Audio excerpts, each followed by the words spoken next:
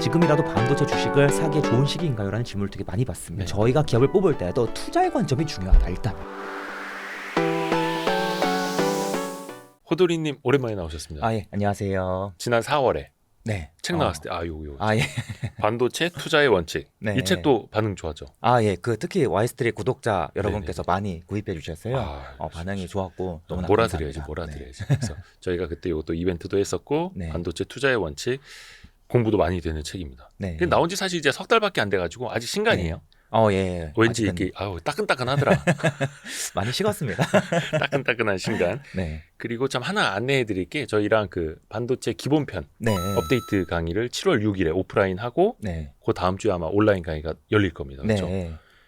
어떻습니까? 네. 강의가 또 업데이트가 된다고 들어가지고. 예. 일단 제가 진행하는 모든 산업 강의는 네. 당연히 반도체 산업을 이해하는 데 필요한 내용들, 뭐 기술 내용들 이런 것도 들어가지만 투자 관점이 많이 들어가는 게 특징이고요. 또 한 가지는 시기마다 당연히 투자할 만한 반도체 기업들이 계속 달라지지 않습니까? 네네네. 그래서 이제 강의에서 커버하는 기업들 코멘트도 그리고 이 강의 코멘트하는 기업도 조금씩은 바뀝니다. 그래서 이번에 대략 분량 기준으로 한 15% 정도, 코멘트 기준으로 한 20% 정도 업데이트가 있다고 말씀드리겠는데요. 다만 이제 한 가지는 기존의 기본편을 수강하셨던 분들께서는 굳이 이번 기본편을 재수강하실 필요까지는 없고 심화편을 대신 좀 많이 업데이트할 테니까 심화편 한번 참고해 보실 수 있겠지만 기본편은 아직 내가 반도체 산업 내에서 반도체 주식들이 많이 오른 것 같은데 좀 못 오른 주식들 어떻게 접근하면 좋을지, 그리고 이번 사이클에서 좀 기회를 놓쳤다라는 생각이 든다면 다음 사이클에서는 좀 어떤 관점으로 접근하면 좋을지, 그리고 이번 사이클에서 무언가 좀 더 오를 수 있을 것 같은 반도체 기업들, 내가 그 기업들 잡는 게 좋은가 아닌 게 좋은가, 이런 내용들까지 좀 업데이트해서 강의를 준비해 보도록 하겠습니다. 그 기본편에서는 뭐 8대 공정 비롯해서 기술적인 것도 있지만 거기에 적용된 또 기업들까지도 알려주시니까 그게 또 이제 업데이트가 됐고, 근데 사실 또 심화편은 기본편을 또 들으셔야만 또 이해하실 수 있잖아요. 네, 맞습니다. 그래서 이제 기본편은 기본으로 들어두시길 바라겠습니다. 저희가 여기 고정 댓글에도 그거 신청하는 링크 같이 걸어드릴 테니까요. 꼭 좀 참고 부탁드리겠습니다. 최근에 뭐 반도체 이슈 하면은 당연히 그 인공지능부터 이야기를 안 할 수가 없잖아요. 세계적으로도 지금 이제 엔비디아 주가 하나하나가 하루하루의 그 변화가 또 이제 헤드라인이 될 정도로 하고 있고, 근데 이제 엔비디아만 AI 주식은 아니잖아요. 그렇습니다. 다른 인공지능 반도체들도 많을 거고 국내외로요. 요즘에 이 엔비디아 주가가 계속 오르니까 오르면 오를수록 엔비디아에 대한 질문이 더 많아집니다. 엔비디아 조금 더 먹을 수 있을까요? 어디까지 오를까요?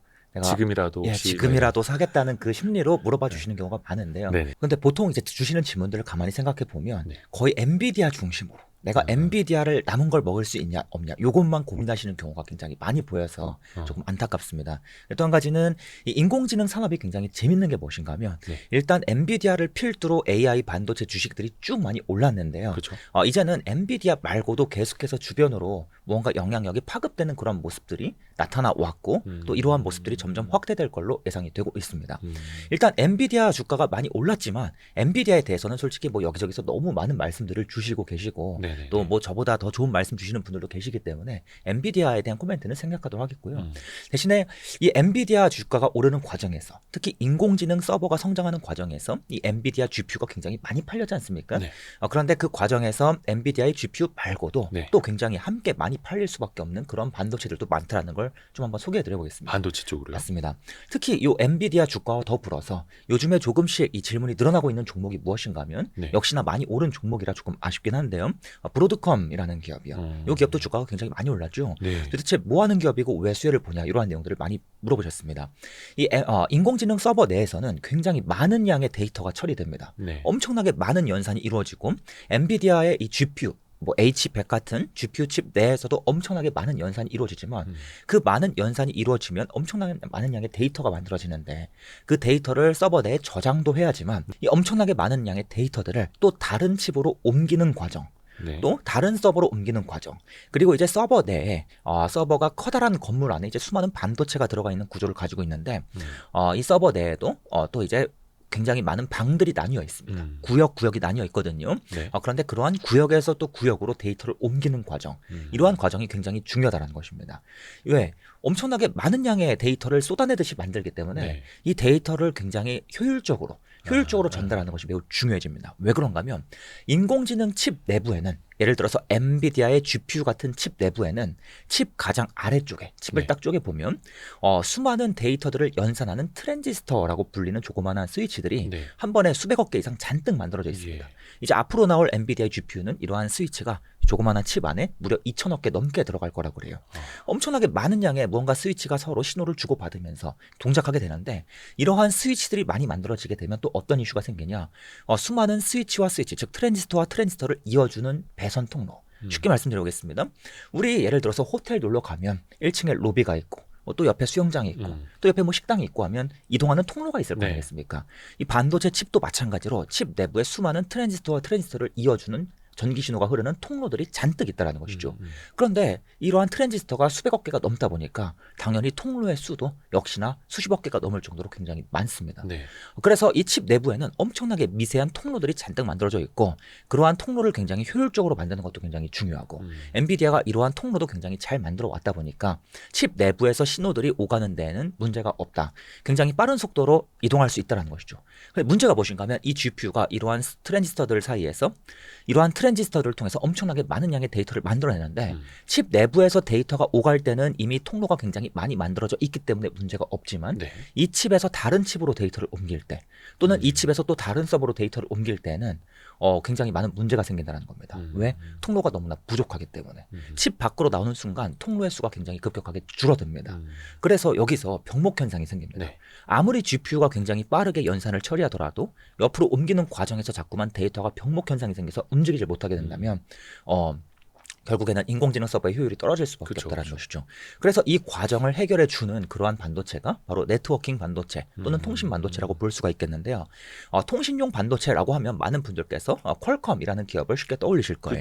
그런데 이 퀄컴이라는 기업은 주로 데이터 센터 내에서 막대한 양의 데이터를 옮겨주는 고러한 통신칩보다는 우리 스마트폰에 들어가는 통신칩, 뭐 4G, LTE, 5G 통신 이런 쪽의 강점을 가진 기업이고요. 그에 반해서 칩과 칩 사이의 데이터 이동 또는 서버와 서버 사이의 데이터 이동 이러한 영역에서 굉장히 또 네트워킹 칩을 잘 만드는 그러한 기업이 대표적인 기업이 마벨 테크놀로지 그리고 브로드컴 이러한 기업들이 속한다는 겁니다. 그래서 이러한 영역도 계속 수혜 온기가 퍼지면서 함께 주가가 크게 올랐었다라고 좀 점검을 해볼 수가 있겠고요. 그리고 또 한 가지 또 우리가 주목할 수 있는 부분이 무엇인가 하면 이 엔비디아의 GPU가 완벽한 거의 독점에 가까운 구도를 가지고 있지 않습니까? 여기서 이제 문제가 생깁니다. 어떤 문제가 생기냐면 엔비디아 칩을 구하기가 일단 너무 어렵고요. 그리고 너무 비쌉니다. 엔비디아 칩이 원래 한 2천만 원대로 출시가 되었는데 지금 6, 7천만 원대에서 가격이 내려질 못하고 있습니다. A100이 한 2천만 원? 그리고 H100이 막 5, 6천만 원? B100은 그 얼마입니까? 뭐 아직 더 비쌀 거라고 추정이 되고 있는데요. H100이 지금 5, 6천만 원이 넘는다라고 하는데 사실 초기에는 2천만 원대 굉장히 이렇게까지 비싸지 않았었습니다. 그래서 가격이 계속 급등하니까 문제가 무엇인가 하면 인공지능 업체들 입장에서 가격을 낮추는 즉 원가 절감도 굉장히 중요한 요소인데 낮추고 싶어도 낮출 수가 없다는 것이죠. 투자만 드립다 하고. 맞습니다. 그렇다 그래서 인공지능 칩을 우리가 대거 필요로 하는데 엔비디아의 칩을 안 쓸 수는 없습니다. 대신에 이렇게 하자. 어떻게? 엔비디아 칩을 쓰긴 쓰되 조금이라도 대체할 수 있는 영역은 최대한 대체해보자. 뭘로 대체할 건데 뒤에서 말씀드릴 NPU라는 칩도 대체가 가능하겠지만 많은 기업들이 특히 구글 같은 기업, 마이크로소프트 같은 기업, 아마존 같은 기업들은 자체 칩을 설계한 경험이 있기 때문에 설계 역량이 있기 때문에 우리가 직접 무언가 엔비디아 칩 일부를 대체할 수 있는 일부 보안 칩을 직접 설계하겠다라는 것입니다. 이 과정에서 나온 대표적인 칩이 바로 구글의 TPU라는 칩이죠. 이들 기업이 만드는 칩은요. 많은 역시나 또 질문을 주십니다. 호돌이님, 뭐 구글이 TPU를 만들었는데 아마존이 뭐 자체 칩을 개발한다는데 이들 칩이 반드시 이 엔비디아의 GPU를 대체할 수 있는가요? 반드시 엔비디아와 경쟁 구도를 갖게 될까요? 그럼 엔비디아 주가는 떨어질까? 이런 질문을 많이 주십니다. 근데 그건 절대로 아니다. 과거에도 이들 기업이 자체 칩을 만든 적이 있었습니다. 언제? 바로 CPU를 대체할 때. 인텔의 CPU만으로는 우리 서버의 역할을 모두 다 수행할 수가 없어. 할 수 있긴 한데 무언가 비효율적이야. 그래서 일부 영역에 한해서 우리의 자체 칩을 이용할게. 대표적으로 클라우드 서버가 고객들의 데이터를 서버에 대신 저장해주는 과정에서 이제 이 파일을 그냥 저장하면 해킹될 우려가 있잖아요. 그래서 다 암호화를 합니다. 암호를 걸어요. 우리가 무언가 뭐 네이버 클라우드, 드롭박스 이러한 클라우드 사이트에 파일을 저장할 때마다 이 사이트가 모두 다 파일을 다 암호화해 준다는 겁니다. 근데 고객들이 저장하는 정보가 계속해서 많아지고 더 많아지면 암호화 작업이 엄청나게 많이 필요할 겁니다. 네. 이처럼 암호화 작업에 자꾸만 이 로드가 걸리니까, 부하가 걸리니까 CPU가 다른 작업은 못하고 암호화 작업만 계속해야 한다는 것이죠. 바로 이러한 암호화 작업을 좀 더 효율적으로 해줄 수 있는 CPU를 우리가 한번 개발해보자. 이러한 식으로 자체 칩을 개발한 이력이 있었거든요. 근데 그렇다 그래서 인텔의 CPU를 모두 대체하는 것이 아니라 일부 효율적인 영역만 중심으로, 효율성을 더 끌어올릴 수 있는 영역을 중심으로 자체 칩을 대체하게 된다는 겁니다. 자, 이처럼 구글, 아마존, 마이크로소프트 이러한 서버 기업들이 이제는 엔비디아의 GPU도 일부 영역에 한해서 우리가 좀 칩을 대체하겠다. 그러한 개념으로 나온 대표적인 칩이 바로 구글의 TPU라는 칩이죠. 그러니까 TPU가 NPU의 일종. NPU의 일종이라고 부를 네. 수도 있겠고요. 예. 엄밀히 이야기하자면 GPU는 굉장히 다양한 기능을 수행하는 범용 칩입니다. 네네. 중국집으로 따지면 마치 이 계란 게살 스프부터 샥스핀까지 모두 다 나오는 종합 중국집인데 다 할 수 있는. 맞습니다. 그에 반해서 지금 이 서버 기업들은 그 엔비디아만큼의 이 엄청난 고성능의 GPU를 동일하게 만들진 못합니다. 못하고. 그리고 그럴 필요도 없고요. 딱 맞춤형으로 필요한 부분만. 맞습니다. 그래서 우리 홍콩 반점처럼 이거 언급해도 되나요? 아무튼 홍콩 모시기 반점처럼 네. 짬뽕만 하겠다.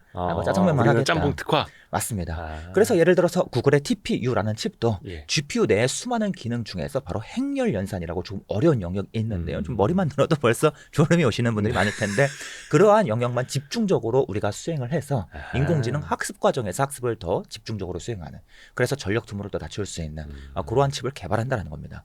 그런데 문제가 무엇인가 하면 구글 같은 기업이, 아마존 같은 기업이 아무리 자본력이 뛰어난 기업이다 하더라도 네. 아무래도 인공지능 칩을 설계하는 과정에서 자체적으로 모두 다 모든 기능을 다 독보적으로 잘 만들 수는 없습니다. 그렇겠죠. 경험이 부족하기 때문에 과거에 CPU를 설계할 때는 ARM이라는 기업이 제공하는 부분 설계도를 최대한 활용했습니다. ARM. 예, 맞습니다. ARM. 그래서 우리가 이러한 설계도 부분 조각 설계도를 만들어 줄게라고 하면 네. 이 아마존 같은 기업들은 그러한 조각 설계도를 최대한 끌어와서 조각들을 합쳐가면서 CPU를 완성했다라는 것이죠. 그런데 지금 GPU 같은 경우는 ARM만 가지고 또 부족한 부분이 많고 또 훨씬 더 많은 기술이 들어가다 보니까, 설계 노하우가 필요하다 보니까 바로 누구랑 브로드컴과 같은 기업과 손을 잡게 된다는 겁니다. 왜? 브로드컴은 과거부터 통신칩도 굉장히 많이 만들어 왔지만 무언가 데이터를 빠르게 처리하고 데이터를 빠르게 보내주고 또 빠르게 받는 그러한 기술을 굉장히 많이 축적해 왔습니다. 새로운 칩을 설계할 때 인공지능 GPU 같은 칩들이 엄청나게 많은 양의 데이터를 처리하는데 그러한 데이터가 칩 내에서 효율적으로 왔다 갔다 할 수 있게끔 또는 칩 밖으로 효율적으로 왔다 갔다 할 수 있게끔 이러한 영역을 굉장히 집중적으로 많이 만들어 왔다는 것이죠. 그래서 이러한 브로드컴 같은 기업들이 구글 니네가 TPU라는 칩을 설계하는데 너네가 인공지능 연산 영역 그런 쪽은 직접 할 수 있겠지. 하지만 그 많은 데이터들을 어떻게 효율적으로 처리할 건데 그거는 너네가 다 못해. 그래서 우리가 함께 해줄게. 함께 손을 잡고 TPU 같은 칩을 개발해 왔다라는 겁니다. 그래서 이 과정에서 그러면 브로드컴이 구글과 손을 잡고 우리가 도움을 주고 이제 대신에 비용을 받는 거죠. 그 얼마나 많은 비용을 받았는가? 구글로부터만 한 해 무려 12조 원 가까운 금액을 받고 있습니다. 12조 원이요? 예, 맞습니다. 그 설계를 같이 하는 과정에서만 엄청난 금액을 받고 있는 겁니다. 그래서 지금 이 브로드컴 같은 기업이 단순히 네트워킹이 증가하니까 네트워킹 반도체를 많이 파니까 여기서도 수익을 얻고 있지만 우리 많은 기업들이 자체 GPU를 설계하기 위해서, 자체 TPU를 설계하기 위해서 뭔가 자체 칩을 설계하는 과정에서도 또 추가적으로 수익을 얻고 있는 그런 모습을 보이고 있다. 그래서 이처럼 계속해서 온기가 퍼져나가는 모습을 보여왔다라고 좀 점검을 해볼 수 있겠다는 겁니다. 그래서 많은 분들께서 엔비디아만 자꾸만 생각하시지만 실제로 이 엔비디아의 GPU가 인공지능 시장을 우선적으로 이끄는 건 맞죠. 그런데 반드시 지금까지 반도체 산업을 가만히 살펴보면 무언가 새로운 전방 산업이 등장해. 그래서 새로운 반도체가 등장해. 그러면은 새로운 반도체를 만드는 기업이 폭발적으로 성장을 하긴 하지만 그 이후에 이러한 성장이 주변의 다른 기업으로 파급되는 모습이 자주 나타나 왔고 그렇다고 하면 우리는 항상 반도체 산업에 새로운 사이클이 등장할 때마다 어떤 새로운 반도체가 인기를 얻을까 그걸 먼저 고민해 보는 것도 중요하지만 시간이 지나면 지날수록 이게 어느 영역으로 또 온기가 퍼질까, 어떤 기업으로 온기가 퍼질까 이런 부분을 고민하는 것도 중요하겠다라고 좀 말씀을 드려보겠습니다. 그러니까 AI 반도체가 이제 엔비디아만 있는 건 아니다라는 거고 그 주변에 사실 이제 미국 주식 하시는 분들은 브로드컴이나 네. 마벨이나 한 번쯤은 들어보셨을 텐데 네. 정확히 알기는 또 이제 쉽지는 않았고요. 맞습니다. 근데 또 은근히 브로드컴이나 이런 데도 이제 시총 순위가 높더라고요. 예, 원래 브로드컴은 전 세계 비메모리 반도체 3위 기업이었고 예. 전체 반도체 6위권 기업이었습니다. 통신 시장에서 이 퀄컴 다음과는 엄청난 큰 그쵸. 기업이었는데요. 쪽에는 이 인공지능 영역 쪽으로 또 사업이 굉장히 확대다 보니까 역시나 주가가 급등하면서 시총이 커졌죠. 그런데 이 기업이 리스크도 안고 있습니다. 어떤 리스크를 안고 있는가? 예. 방금 전에 말씀드렸죠. 구글과 함께 손을 잡고 여기서만 매출이 10조 원 넘게 발생하고 있다. 예. 문제는 아직은 소수 고객사와 이러한 프로젝트를 집중적으로 담당하다 보니까 매출처가 다변화되어 있지 않고 구글과 같은 아마존과 같은 소수 기업에 의존하는 모습을 보이고 의존도가 있습니다. 높네요. 맞습니다. 그래서 실제로 구글이 한마디 할 때 주가가 출렁할 수 있어요. 예를 들어서 실제로 있었던 일입니다. 작년에 구글이 이야기하길, 야 브로드컴이 우리랑 함께 프로젝트를 해. 네. 굉장히 잘하는 건 맞아. 실력도 좋아. 근데 콧대가 너무 높아지네. 쟤 너무 지금 좀 어깨를 들썩이네. 우리한테 자꾸 돈을 더 달라 그러네. 기분이 안 좋네. 그래서 구글이 한마디 했습니다. 2027년쯤부터는 우리가 브로드컴 없이도 자체적으로 사업을 할 수 있겠다. 한마디를 던졌더니 이제 브로드컴 주가가 난리가 났던 것이죠. 그래서 브로드컴이 이제 예. 조금 자세를 낮추고 예. 자세를 낮추고 왜 이러십니까 고객님? 네. 그렇죠. 그래서 이제 이야기하길 구글이 야 브로드컴 니네 실력이 출중한 건 맞는데 네. 우리가 가만히 보니까 마벨 테크놀로지 같은 기업이랑도 뭐 하려면 할 수 있을 것 같아. 이렇게 한마디 던진 것이죠. 그랬더니 이제 브로드컴도 약간 자세를 낮추고 다시 또 계약을 이뤄내고 또 구글이 다시 또 수습하고 이거 우리 브로드컴 없으면 못할 것 같네요. 계속 프로젝트 합니다. 이런 식으로 이제 가고. 근데 이러한 모습이 얼마든지 다음에도 나타날 수 있다는 것이죠. 왜? 소수 고객사한테 휘둘리는 구조이기 때문에. 이야. 그에 반해서 엔비디아는 지금 소수 고객사한테 휘둘리는 그러한 기업이 아닙니다. 완전 갑 중에 갑이죠 지금은. 그렇죠. 뭐 엄청난 갑이니까 그쵸. 최고의 갑이니까요. 그래서 이 고객사 다변화 효과가 잘 된 기업은 상대적으로 리스크가 적은. 그에 반해서 그에 반해서 고객사가 적은 기업은 휘둘릴 수밖에 없는 그런 모습이 나타날 수밖에 없겠습니다. 이야. 네. 재미납니다. 이게 거의 뭐 삼국지 보듯이 네. 이 반도체 기업들의 어떤 역학관계 예, 맞습니다. 이런 게 또 재밌기도 하고 그 말 한마디 한마디가 또 주가에 엄청난 영향을 주니까 맞습니다. 또 그래서 신경을 안 쓸 수가 없고. 그래서 좀 정리를 해보자면 브로드컴과 퀄컴이 무슨 차이가 있어요? 이 질문을 많이 받았습니다. 네. 통신칩을 만들잖아요. 근데 통신칩 앞에서 말씀드렸지만 퀄컴은 모바일 중심, 브로드컴은 서버 중심이고요. 또 한 가지는 브로드컴과 마벨은 무슨 차이가 있습니까? 네네. 이걸 많이 받았는데 브로드컴이랑 마벨이 네트워킹 반도체에서 함께 수혜를 보는 구조인 건 맞는데 네. 브로드컴은 거기에 더해서 구글과 TPU 설계 이런 프로젝트가 더 많기 때문에 소수 고객사한테 의존적인 프로젝트가 더 많다. 근데 그 규모도 크다. 네. 네. 그래서 그게 지금은 주가의 상승 동력이 됐지만 리스크가 될 수도 있다는 점. 그래서 그게 조금 약간 미묘한 차이라는 점. 기회이자 그게 또 리스크일 수도 있고. 예, 맞습니다. 그 ARM도 최근에 몸값이 굉장히 많이 높아졌죠. 네, 맞습니다. 한때는 저기 뭐 소프트뱅크가 ARM 물려가지고 뭐 팔지도 못하고 뭣도 못한다 이랬는데 네. 또 상장한 이후에 네. 여기도 사실 AI 열풍에 좀 같이 얻어 걸린 게 좀 있지 않습니까? 예. AI 열풍도 얻어 걸렸고요. 그리고 또 한 가지는 이 암이라는 기업은 제가 뭐 첫 번째 책 쓸 때부터 계속해서 강조했던 기업입니다만 사실 이 사실 이 모바일 시장에서 모바일. 우리 스마트폰에 들어가는 아니면 갤럭시 워치, 애플 워치에 들어가는 수많은 반도체 칩을 설계할 때 무조건 암의 설계도를 쓸 수밖에 없습니다. 그런데 어떤 이슈가 생기냐? 서버는 고성능을 중심으로 발전합니다. 네. 무조건 성능이 좋아야 되죠. 네. 전력 소모가 중요하지 않았습니다. 그래서 무조건 성능이 좋은 칩만을 고집하다 보니까 암의 중요도가 낮았습니다. 왜? 암의 설계도는 전력 소모를 집중적으로 다루는 영역이지 예. 성능은 당연히 인텔이나 AMD 영역이 더 앞선다라는 것이죠. 그런데 이제 문제가 무엇인가 하면 최근에도 계속해서 이슈가 되고 있는 게 데이터 센터가 전력을 너무 많이 잡아먹는다. 그렇죠. 데이터 센터가 전기료를 계속해서 인하할 필요가 있다. 그래서 제가 첫 번째 책에 쓰기를 앞으로는 서버 기업들이 무언가 자체 칩을 설계하거나 뭔가 서버용 칩을 새롭게 개발하는 과정에서 이제는 암에 대한 니즈가 증가할 수밖에 없다. 지금까지는 암이 전력 소모를 낮추는 그러한 목적으로만 쓰였지만 앞으로는 서버 쪽에서도 전력 소모를 낮추고자 하는 수요가 증가할 것이기 때문에 암이 이제는 서버 영역까지 확대될 것이다. 이러한 이야기를 3년 전에 푼 바가 있었는데요. 그런데 실제로 그런 모습이 작년부터 계속해서 나타나기 시작하면서 암이 이제 서버 영역까지 들어가고 또 앞에서 말씀드렸다시피 수많은 서버 기업들이 인공지능용 칩을 자체적으로 설계하는 과정에서 암의 아키텍처를 최대한 또 활용하는 모습이 나타나고 이런 모습이 나타난다는 겁니다. 거기에 더해서 최근에는 이제 우리 스마트폰에 그리고 노트북에 컴퓨터에 인공지능 기능이 계속해서 탑재되기 시작하죠. 온디바이스 AI. 온디바이스 AI라고 부르죠. 그래서 우리 스마트폰에서는 이 온디바이스 AI가 크게 수혜가 되지는 못했습니다. 지금까지는? 그 이유가 무엇인가 하면 온디바이스 AI를 구현하기 위해서는 NPU라고 불리는 특수한 칩이 필요한데 사실 이 칩이 새로운 칩은 아니고 기존의 스마트폰에도 이미 들어가 있던 그러한 칩이었어요. 엄밀히는 새로운 칩이 한 개가 새롭게 들어가는 것이 아니라 기존의 스마트폰 AP 일부 영역이 NPU의 기능을 담당해 왔던 것이죠. 그래서 이 NPU의 기능을 더더더 확대하면 확대해도 이 배터리, 스마트폰의 배터리 소모는 제한되어 있기 때문에 AP의 전체적인 성능 향상은 제한된다는 것이죠. 그 안에서 NPU의 기능을 확대하면 AP 다른 영역의 기능을 깎아 먹어야 하는. 쉽게 얘기해서 AP 전체 성능은 어차피 똑같다.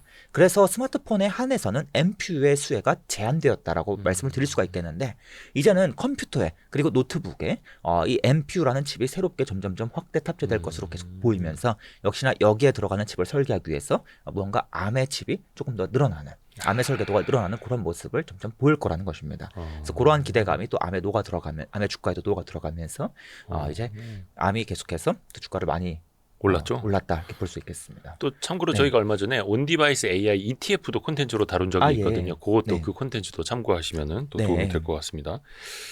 그러면 이제 이게 바다 건너 이야기냐, 태평양 건너 기업들만의 이야기냐. 우리나라에서는 그 NPU 하는 기업 없습니까? 일단 NPU에 대해서 조금 더 말씀드리면 NPU가 GPU를 대체할 거다. 그리고 NPU의 성능이 GPU보다 더 좋다. 이러한 기사가 종종 보입니다. 얼마 전에 모 언론사에서 연락이 왔어요. 이게 기사마다 NPU에 대한 설명이 다 다른데 뭐가 맞는 얘기냐. 그래서 제가 딱 말씀을 드렸더니 지금까지 기사 내용이 많이 잘못됐네요. 이러한 이야기를 좀 다룬 적이 있었습니다. 이유가 무엇인가 하면 NPU라는 칩은요. GPU와 대항하는 개념은 아닙니다. GPU와 그대로 동일한 경쟁을 하겠다는 개념은 아니고요. 앞에서 말씀드린 TPU와 유사하게 GPU 중에서도 일부 기능만 집중적으로 수행해요. 그래서 좀 더 특화된 기능을 수행하는 비교적 범용이라기보다는 특화된 칩. 다품종 칩에 가깝습니다. 그래서 NPU라는 녀석은요, 이 GPU 내에서 뭐 행렬 연산과 같은 고러한 기능을 수행하는 NPU도 있겠지만 보통은 더 특화된 뭐 자동차에서 인공지능이 필요한데 인공지능이 어디 필요해? 뭐 인포테인먼트에서도 필요하고 음악 재생에서도 필요하고 뭐 자율주행에서도 필요하고 여기저기 다 따로따로 필요해. 그러면 NPU를 이 자동차용 인공지능 이런 식으로 만드는 게 아니라 인포테인먼트에 들어가는 고인공지능용 NPU 그다음에 음악 재생용 NPU, 그다음에 뭐 자율주행용 NPU 이런 식으로 더 특화해서 따로따로 만든다는 겁니다.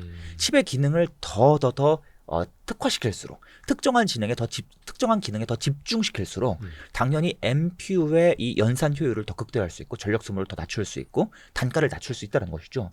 이러한 식으로 NPU는 이 GPU가 인공지능을 지금까지 범용적으로 싹 다 커버하려고 노력을 했다면 NPU는 중간중간 생기는 틈새 영역을 GPU가 모두 다 커버하지 못하는 그러한 틈새 영역을 공략하는 그런 칩이기 때문에 GPU보다 당연히 성능이 훨씬 더 낮고요. 당연히 특화된 그 기능에 한해서만큼은 당연히 GPU보다 전력 소모가 낮을 수밖에 없고요. 그 기능에 한해서는 당연히 GPU보다 성능이 높을 수도 있고요. 그래서 기사를 보면 뭐 삼성이 새로운 NPU 칩을 출시했어요. 마하원. 뭐 누가 출시했어요. 기사가 계속 나오는데 성능이 더 좋다. 누구보다 엔비디아 GPU보다 H100보다 더 좋다. 그럼 이제 삼성이 엔비디아 씹어먹는 건가? 막 많이 질문을 주세요. 그게 아니라 그 특화된 기능에 한해서 설명을 하는 것이다라고 좀 말씀을 드리겠습니다. 그래서 NPU의 가장 중요한 부분은 다품종입니다. 종류가 다양할 수밖에 없습니다. 왜? 다양한 영역을 각기 틈새를 메꿔야 하기 때문에. 그러면 무조건 제품의 종류가 다양할수록 다품종이 될수록 반드시 칩 메이커는 많아질 수밖에 없습니다. 뭐가 됐든 우리 음식 요리만 보더라도 종류가 많으면 많을수록 당연히 식당의 종류도 많아지지 않습니까? 당연히 메이커가 많아질 수밖에 없고요. 그럼 우리나라에서도 바로 이 NPU라는 칩을 만들려고 노력하는 기업들이 더 많아질 수밖에 없습니다. 지금 얼핏 기사를 보니까 200개 이상의 기업들이 NPU 시장에 이제 계속해서 들어오고 있고. 잠시만요. 전 세계에서요, 아니면 우리나라에서만 NPU 한다는 기업이 200개 이상이라고요? 언급이 되고 있다. 이런 식으로 이제 얘기가 나오기도 하는데요. 문제는 규모가 큰 상장사 기업들이 아니라 다 대부분 비상장사 기업들이고 그 와중에 이제 3대장이라고 불리는 기업이 있습니다. 리벨리온, 사피온 이러한 기업들이 있는데 그 중에서 사피온이 최근에 이제 스펙 합병으로 상장을 했었죠. 그래서 요 리벨리온, 사피온 같은 기업들도 우리가 엔비디아에 대항하는 그러한 GPU를 대체하는 NPU 그걸 만드는 게 아니라 GPU 중에서도 특화된. 일부 특화된 영역을 만드는 겁니다. 그러니까 엔비디아가 세계 최고의 고깃집이라고 하면 모든 네. 고기를 다 다룬다면 여기는 네. 어디는 삼겹살 전문, 네. 어디는 갈비 전문 네. 이렇게 되는 거네요. 특수 부위 전문점. 특수 부위. 네, 이걸로 다 설명이 되는데 특수 부위 네 글자로. 그래서 이제 네. 문제가 무엇인가 하면 자꾸만 이들 기업이 칩을 출시할 때마다 우리 요 기능이 엔비디아 GPU를 쓸 때보다 성능이 더 좋다. 요 기능에 한해서는. 전력 소모도 낮다. 이런 식으로 이제 설명을 하는데 성능이 더 좋아. 전력 소모가 낮아. 그러면 이제 엔비디아 대체하는 거 이렇게 생각하시는 분이 많아서 자꾸만 질문을 주시는 겁니다. 근데 항상 그 보도 자료를 쓸 때는 비교 대상은 뭐든지 다 엔비디아입니다. 맞습니다. 저희가 엔비디아보다 유튜브 더 잘할 걸요? 아닌가? 아닌가? 아닙니다. 괜히 까불면 안 돼. 그래서 이 실제로 어떤 일이 있었냐면 이 얼마 전에 리벨리온, 사피언 이러한 기업들에 이제 투자하는 그 비상장 쪽에서 투자하는 딜이 있었는데 모 증권사 임원분들께서 저한테 연락을 주셨어요. 지금 요 각각 기업 1,000억씩 딜을 하고 있다. 우리가 100억, 200억 투자할 건데 투자할 만한 가치가 있는가? 그리고 NPU가 GPU를 씹어먹을 수 있는가? 이 GPU를 이길 수 있는 기업들인가? 실력이 그만큼 있는 기업들인가? 막 물어보시더라고요. 투자할 때. 그러니까 NPU의 개념이 전혀 이해되지 않은 상황에서 투자를 집행한다는 걸 많이 느낄 수가 있었던 거죠. 호돌이님 강의를 들어야지 그러면. 사실 강의에서도 NPU를 다루지 않았다면 이번 기본 편에서는 NPU를 다루게 합니다만 아무튼간에 문제가 무엇인가 하면 굉장히 종류가 다양한 그러한 영역을. 그래서 엄밀히는 사실 칩 전체의 성능만 보면 당연히 GPU보다 성능이 훨씬 낮습니다. 특화된 고기능에 한해서는 NPU보다 성능이 높겠지만 이 전체 칩이 수행하는 전체 기능은 당연히 훨씬 더 제한적이기 때문에 칩의 성능만 가지고 비교를 할 수 있는 게 아닙니다. 그러네요. 그래서 그런 것들 아무 의미 없고요. 결국에 다품종 영역이기 때문에 다품종 비즈니스는 당연히 종류가 많은 그러한 기업, 다양한 종류의 칩을 설계하는 기업들, 다양한 고객사를 상대로 하는 기업들이 당연히 유리할 수밖에 없는데 아직 NPU 시장은 완전 시장 초기이기 때문에 대부분 기업들의 제품군이 제한적이고 고객사 수도 제한적이고 우리나라 NPU 기업은 아직 인공지능 쪽보다는 차량용 중심으로 NPU 제품을 뽑아내려고 준비하고 있고 그리고 예를 들어서 리벨리온, 사피온 같은 기업들 매출액이 아직 100억밖에 안 됩니다. 그런데 지금 1조 밸류를 논하고 있다고요? 1조냐 2조냐 그거 논하고 있다고 그러더라고요. 매출액이 100억인 기업인데 시총이 1조라고요? 그러면 이미 마음은 정하셨지 않습니까? 이미 사면 안 된다는 거 정하셨지 않습니까? 근데 한번 확인차 물어보시는 거죠. 혹시나 기회가 있을까 봐 가격 관점에서 메리트가 크지 않고 나중에 이 NPU 시장이 성숙할수록 그때 가서 경쟁 구도가 점점 만들어지면서 소수 기업으로 이제 점점점 재편이 이루어질 텐데 그때도 얼마든지 투자 기회가 또 나올 수 있습니다. 결국에는 딜에 들어가지 않으셨다고 이제 나중에 연락이 왔습니다. 그래서 이 기업이 실제로 이제 스펙합병 상장했을 때도 엄청난 거품으로 좀 상장했다는 느낌이 없잖아 있었는데 아니나 다를까 이후에 주가가 계속해서 흘러내리고 있죠. 그래서 아쉽게도 NPU 수혜 기업 NPU를 만드는 기업 누가 있으면 많이 물어보시는데 사실 아직은 시장이 워낙 극초기라서 자꾸만 틈새를 파고 들어가는 그러한 초기 단계라서 아직은 현실적으로 투자 관점에서는 조금 우리 주식 투자자들보다는 쉽지 않다. 비상장사 투자자분들 주로 VC나 P죽 즉 앞단에서 우리는 일찍이 성장할 기업을 아주 일찍부터 상장하기 훨씬 전부터 투자하시는 분들 좀 이쪽의 영역이 아닌가. 더 나아가서 좀 엔젤 투자자 같은 분들이 있죠. 엔젤은 천사라고 보죠. 왜? 퍼주는 기부천사. 그렇죠? 한 10개 중에 하나 성공하고 10개 중에 9개는 실패해도 되는 그런 투자자들. 네, 맞습니다. 가끔 스스로 이제 호구 투자자라고도 말씀도 하시는데 아무튼 간에 그러한 영역에서 좀 언급이 되는 그러한 분위기이고 상장사 영역에서는 조금 제한적이다라고 말씀하는 게 맞겠습니다. 참고로 우리 호돌이님한테는 IB 업계도 그렇고 자산운용 업계에서도 그렇고 실제로 CIO 분들도 그렇고 조언을 많이 구하고 있습니다. 저한테 왜 물어보신지 잘 모르겠지만 아무튼 연락을 주시더라고요. 중요합니다. 그리고 또 많이 또 알고 계시기 때문에 해서 그분들에게는 호돌이님의 이제 강의를 들으시라고 밑에 있는 링크 여러분도 밑에 있는 링크를 좀 참고를 해주세요. 네, 홍보 감사합니다. 근데 여기서 진짜 저 궁금한 게 있습니다. 네. 근데 그 NPU랑 기존의 시스템 반도체를 하던 기업들이랑 과연 무슨 차이가 있는가?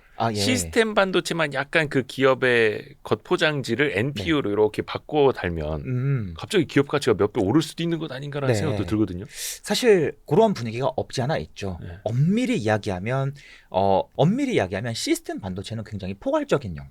그래서 무언가 연산, 머리 역할을 하는 반도체를 설계한 영역을 시스템 반도체라고 부르는데 대표적으로 CPU뿐만 아니라 우리 CPU보다 성능이 훨씬 더 낮은 MCU라고 불리는 반도체도 있습니다. 밥통에 들어가는 리모컨에 들어가는 그러한 머리들은 성능이 낮거든요. 이러한 영역은 이미 굉장히 다품종이 충분히 갖춰져 있고 어버브 반도체 같은 기업만 해도 수백 개 이상 종류의 반도체를 다루면서 다품종화가 철저하게 이루어져 있습니다. 네. 근데 그러한 기업들이 이제 우리 조금 더 약간 조금 설계를 조금 다른 방식으로 해서 인공지능 기능만 좀 특화된 그러한 역할을 수행하는 칩을 설계하자. 그럼 이제 MPU의 영역까지 확대하게 되는 것인데 아무래도 MPU에 대한 이해도가 조금 낮기도 하고 시장에서는 인공지능이라는 타이틀이 붙기만 해도 밸류가 확 오르지 않습니까? 사실 뭐 이게 반도체뿐만이 아니라 2차전지에서도 리튬 이름만 바꿔도 회사명을 리튬으로 바꾸기만 해도 주가가 오르고 리튬 사업을 추가하기만 해도 주가가 오르고 그뿐이 아니죠. 과거에는 바이오 사업을 추가하면 주가가 오르고 그전에는 뭐 통신 사업을 추가하면 주가가 오르고 그러한 모습이 좀 일부 나타나는 것이 아닌가. 그런데 MPU 시장은 굉장히 빠르게 성장하지만 다품종을 중심으로 성장하기 때문에 실제로 경쟁력을 갖출 수 있는 기업은 좀 제한적이지 않을까. 틈새 시장을 중심으로 틈새를 노리는 그러한 영역이기 때문에 실제로 MPU에서 막대한 매출을 집중적으로 올릴 수 있는 기업은 우리가 생각하는 것보다는 좀 많이 제한적일 가능성이 있다라고 좀 말씀을 드리겠습니다. 네. 가려서 봐야 됩니다. 봐야 됩니다. 맞습니다. 그리고 그 보도자료 역시도 우리가 가려서 봐야 되고 삼성의 마하1이라고 하는 AI 가속기 이것도 그러면 이제 MPU 중에 일종인데 어떤 영역에서는 뭐 엔비디아 GPU보다 나을 수는 있겠지만 이걸 일반화해서는 또 안 되는 거고요. 네, 맞습니다. 저도 그래서 이게 참 삼성하고 지금 네이버하고 같이 뭐 한다 그래가지고 제2 엔비디아 되는가는 이제 착각이었다는 거. 네, 아무래도 물론 뭐 좋긴 하지만 이게 아무래도 비중도 굉장히 낮고 또 일부 영역에 국한된 이야기이기 때문에 실질적으로 기업의 밸류를 논할 정도까지는 아니지 않을까 생각합니다. 특수 부위라는 거예요. 맞습니다. 특수 부위라는 거. 그에 반해서 오히려 AMD나 인텔 같은 기업들도 엔비디아의 GPU를 못 따라가다 보니까 이들 기업도 무언가 GPU의 틈새를 메꿀 만한 반도체를 계속해서 출시하고 있습니다. 특히 AMD는 인텔 뒤따라가면서 GPU 칩을 출시하기도 하지만 원래 CPU 사업도 하고 있고 또 FPGA라는 특수한 반도체 사업도 하고 있거든요. 이러한 녀석들을 싹 다 끌어모아서 계속해서 새로운 인공지능 반도체를 출시하고 있습니다. 틈새를 메꿀 수 있는. 그래서 인공지능 서버가 보통은 GPU라는 칩을 중심으로 운용되는 경우가 많지만 어떤 서버는 CPU랑 GPU를 함께 사용하는 게 효율적일 때도 있고 어떤 서버는 여전히 CPU가 나은 경우도 있고 어떤 서버는 GPU와 NPU를 계속해서 끼워 넣어가는 게 유리한 경우도 있고 계속해서 서버의 종류가 다양해지고 있다는 것이죠. 그래서 서버 종류가 다양해지면 틈새가 더 많아지기 때문에 그런 틈새를 어떻게 메꿀지 고민을 하는데 꼭 NPU만 정답이 아니다. 기존에 GPU랑 CPU랑 섞을 수도 있고 GPU랑 NPU랑 섞을 수도 있고 아니면 CPU랑 FPGA를 섞을 수도 있고 이러한 방식으로 인텔과 AMD도 계속 시장을 공략하고 있습니다. 다만 NPU 같은 굉장히 작은 틈새보다는 조금 더 큰 틈새를 노리고 있다라고 말씀드리는 게 맞겠습니다. 그게 AMD이고. 그래서 이러한 칩들을 가리켜서 꼭 NPU라고 부르지 않고 그냥 종합적으로 인공지능 반도체라고 어설프게 부르는 경우도 있어요. 그래서 칩의 종류가 큰 틀로 그냥. 있다. 맞습니다. 그런 모습이라고 보시면 되겠습니다. 그리고 호돌이님이 아까 이야기해 주신 것 중에 하나가 전력 소모였습니다. 그래서 전력 소모 예전에는 그런 거 신경 안 쓰고 그냥 성능 위주로만 때려박았다면 이제는 전력도 신경을 쓸 수밖에 없는 그런 상황 아니겠습니까? 데이터 센터도. 그래서 ARM이 뜨고 있다라는 말씀도 해주셨었고 전력 반도체 쪽으로도 조금 더 포커싱이 될 것 같은데요. 어떤 이슈가 있냐? 실제로 전력 반도체라고 하면 무언가 전력을 분배해 주는 역할. 예를 들어서 우리 스마트폰에 부품이 여러 개가 들어가 있죠. 그들 부품이 하나의 배터리로부터 전력을 공급받습니다. 그러면은 배터리에서 무언가 전력들이 나뉘어 들어가야 합니다. 부품마다 따로따로. 이때 전력을 분배해 주는 역할을 전력 반도체가 수행하고요. 또 이런 경우도 있습니다. 전기차에서 배터리는 직류 전류를 흘려주는데 모터는 교류가 필요하거든요. 직류를 교류로 바꿔줄 때도 전력 반도체가 필요하고요. 그리고 또 전압을 승합시키거나 감압시킬 때에도 300V를 100V로 낮추는 경우 이런 경우에도 전력 반도체가 필요합니다. 그래서 전력 반도체는 전력이 필요한 곳곳 영역에 고루고루 쓰이는 반도체를 총칭하는 개념인데 이 전력 반도체는 당연히 우리 뭐 냉장고, 밥솥 같은 전력이 필요라는 모든 영역에 다 들어갑니다만 주로 가장 저성능 전력 반도체가 들어가고 이 전력 반도체 좀 비싼 녀석들이 그나마 비싸고 좀 중요한 전력 반도체가 쓰이는 영역이 바로 비교적 고전압, 전압이 높은 영역, 바로 어디? 전기차 아니면 신재생 에너지, 뭐 전력 설비 이러한 영역에서 쓰이는 전력 반도체가 좀 약간 비싼 칩이 들어갑니다. 특히 자동차는 배터리의 전압이 300V가 넘어갑니다. 그래서 우리 스마트폰은 이 배터리가 고작 4V 정도밖에 안 되는데 자동차는 300V, 400V 높지 않습니까? 그럼 반도체를 더 잘 만들어 주어야 하고 더 특수한 반도체가 필요하기 때문에 전력 반도체를 만드는 게 더 까다로워지거든요. 보통 이러한 영역에서 고전압 영역에서 쓰이는 전력 반도체를 가리켜서 이제 성장하는 전력 반도체다. 앞으로 무럭무럭 더 쓰임새가 늘어날 것이다. 이렇게 이야기가 되어 왔습니다. 그런데 지금 말씀드렸다시피 전력 반도체는 지금까지 특히 이러한 고사양의 전력 반도체는 방금 말씀드린 대로 전기차, 신재생 에너지 이러한 영역에서 집중적으로 쓰여 왔어요. 네. 그런데 어떤 이슈가 있는가? 요즘 전기차 업황이 계속해서 안 캐즘에 좋죠. 빠졌다고 하고. 캐즘 맞습니다. 캐즘에 빠지고 배터리 주가도 그래서 안 좋고 또 신재생 에너지 쪽도 상대적으로 호황의 분위기라기보다는 그냥 꾸준하고 그렇게까지 특이점이 없는 상황이 지속되고 있다는 것이죠. 그래서 전력 반도체가 아무래도 이 전기차 시장의 분위기를 따라서 주춤하는 모양새가 그려지고 있고 실제로 전력 반도체 사업을 집중적으로 이용하던 기업들의 실적도 최근 들어서 몇 분기 연속으로 역성장하고 있습니다. 그래서 주목을 계속해서 못 받고 있는데 이 전력 반도체가 살아나기 위해서는 당연히 누가 살아나야겠습니까? 전기차가 살아나야겠죠. 네네네. 그런데 이제는 또 어떤 이슈가 생기는가? 바로 서버에서도 이러한 전력 반도체가 점점 중요해질 거라는 겁니다. 그 이유가 무엇인가? 서버는 어떻게 생겼는가? 커다란 건물이 있고요. 네. 안에 수많은 서랍장들이 잔뜩 설치되어 있습니다. 쉽게 생각해 보실게요, 여러분. 과거의 학교 모습을 떠올려 보시면 사물함 있지 않습니까? 네네네. 학교 건물 전체에 사물함만 한가득 있는 거예요. 복도에도 사물함, 교실에도 사물함밖에 없어요. 그 사물함을 열면 안에 반도체가 잔뜩 들어가 있는 겁니다. 이게 바로 서버의 모습입니다. 자, 그래서 서버는요, 쉽게 말씀드리면 커다란 건물에 수많은 서랍장들이 반복해서 놓여 있는 구조인데 이러한 서랍장 한 칸 한 칸을 조금 전문적인 용어로 렉이라고 부릅니다. 그래서 렉 내부를 열어보면 반도체 칩이 잔뜩 들어가 있는 구조인데 당연히 반도체 칩들이 동작하기 위해서는 계속해서 끊임없이 전력이 공급되어야 합니다. 그렇죠. 그런데 문제가 무엇인가 하면 과거의 CPU, 과거의 GPU는 전력을 많이 먹지 않았어요. 기껏해야 뭐 300와트, 400와트 얼마 안 됐는데 요즘 엔비디아의 GPU만 보더라도 최대로 돌아가면 1000와트가 넘어가고 앞으로 나올 다음번 차세대 제품은 뭐 2000와트 가까이 될 것이고 이러한 이야기가 들립니다. 훨씬 더 많은 전력을 공급해 줘야 한다는 것입니다. 그러면 당연히 무슨 일이 생기는가? 렉을 업그레이드 해줘야 합니다. 렉이 더 많은 전력 소모를 감당할 수 있도록 설비를 업그레이드 해줘야 합니다. 그리고 이 과정에서 전력이 분배되는 역할 당연히 전력 반도체가 들어갑니다. 전력 반도체도 더 많은 전력을 감당할 수 있도록 업그레이드가 되어야 합니다. 그런데 지금까지는 여기에 들어가는 전력 반도체가 그냥 평범한 실리콘 반도체였는데 앞으로는 이 전력이 점점점 높아지고 이 전압도 더 높은 전압이 필요하기 때문에 전기차에서 쓰이는 그러한 고전압 반도체가 이제는 서버 영역까지 들어올 수밖에 없다는 이야기가 계속해서 퍼지고 있고요. 바로 이 시장을 선제적으로 인피니언이라는 기업이 계속해서 노리면서 데이터 센터용 고전압 반도체, 특히 고전압을 감당하기 위해서는 기존의 실리콘이라는 소재를 이용해서 칩을 만들 것이 아니라 실리콘 카바이드 또는 갈륨 나이트라이드라고 불리는 SiC GaN 들어보셨을 거예요. 이러한 새로운 반도체 소재를 이용해서 이 칩을 만들어주는 그러한 새로운 변화가 필요하다는 것이죠. 그러한 반도체가 지금까지는 전기차를 중심으로만 쓰였는데 앞으로는 서버 쪽에서도 이제 쓰임새가 늘어나기 시작할 것이다. 그래서 인피니온이 선제적으로 이러한 반도체를 출시하고 있다는 것입니다. 인피니온? 예, 맞습니다. 그래서 렉을 열어보면 지금까지는 보통 이 고성능 인공지능 서버 말고 일반적인 데이터 서버를 살펴보면 요만한 공간, 약간 요 주먹 조금 안 되는 공간. 그래서 인치 세제곱미터라고 표현해 볼게요. 아무튼 요만한 공간에서 소모하는 전력이 대략 한 35와트 정도 됐다라고 하면 이제는 서버가 더 업그레이드 돼서 더 많은 전력을 소비해야 되니까 한 100와트 이상은 소비할 필요가 생긴다. 한순간에 전력을 이제 3배 이상 업그레이드가 필요하다는 것이죠.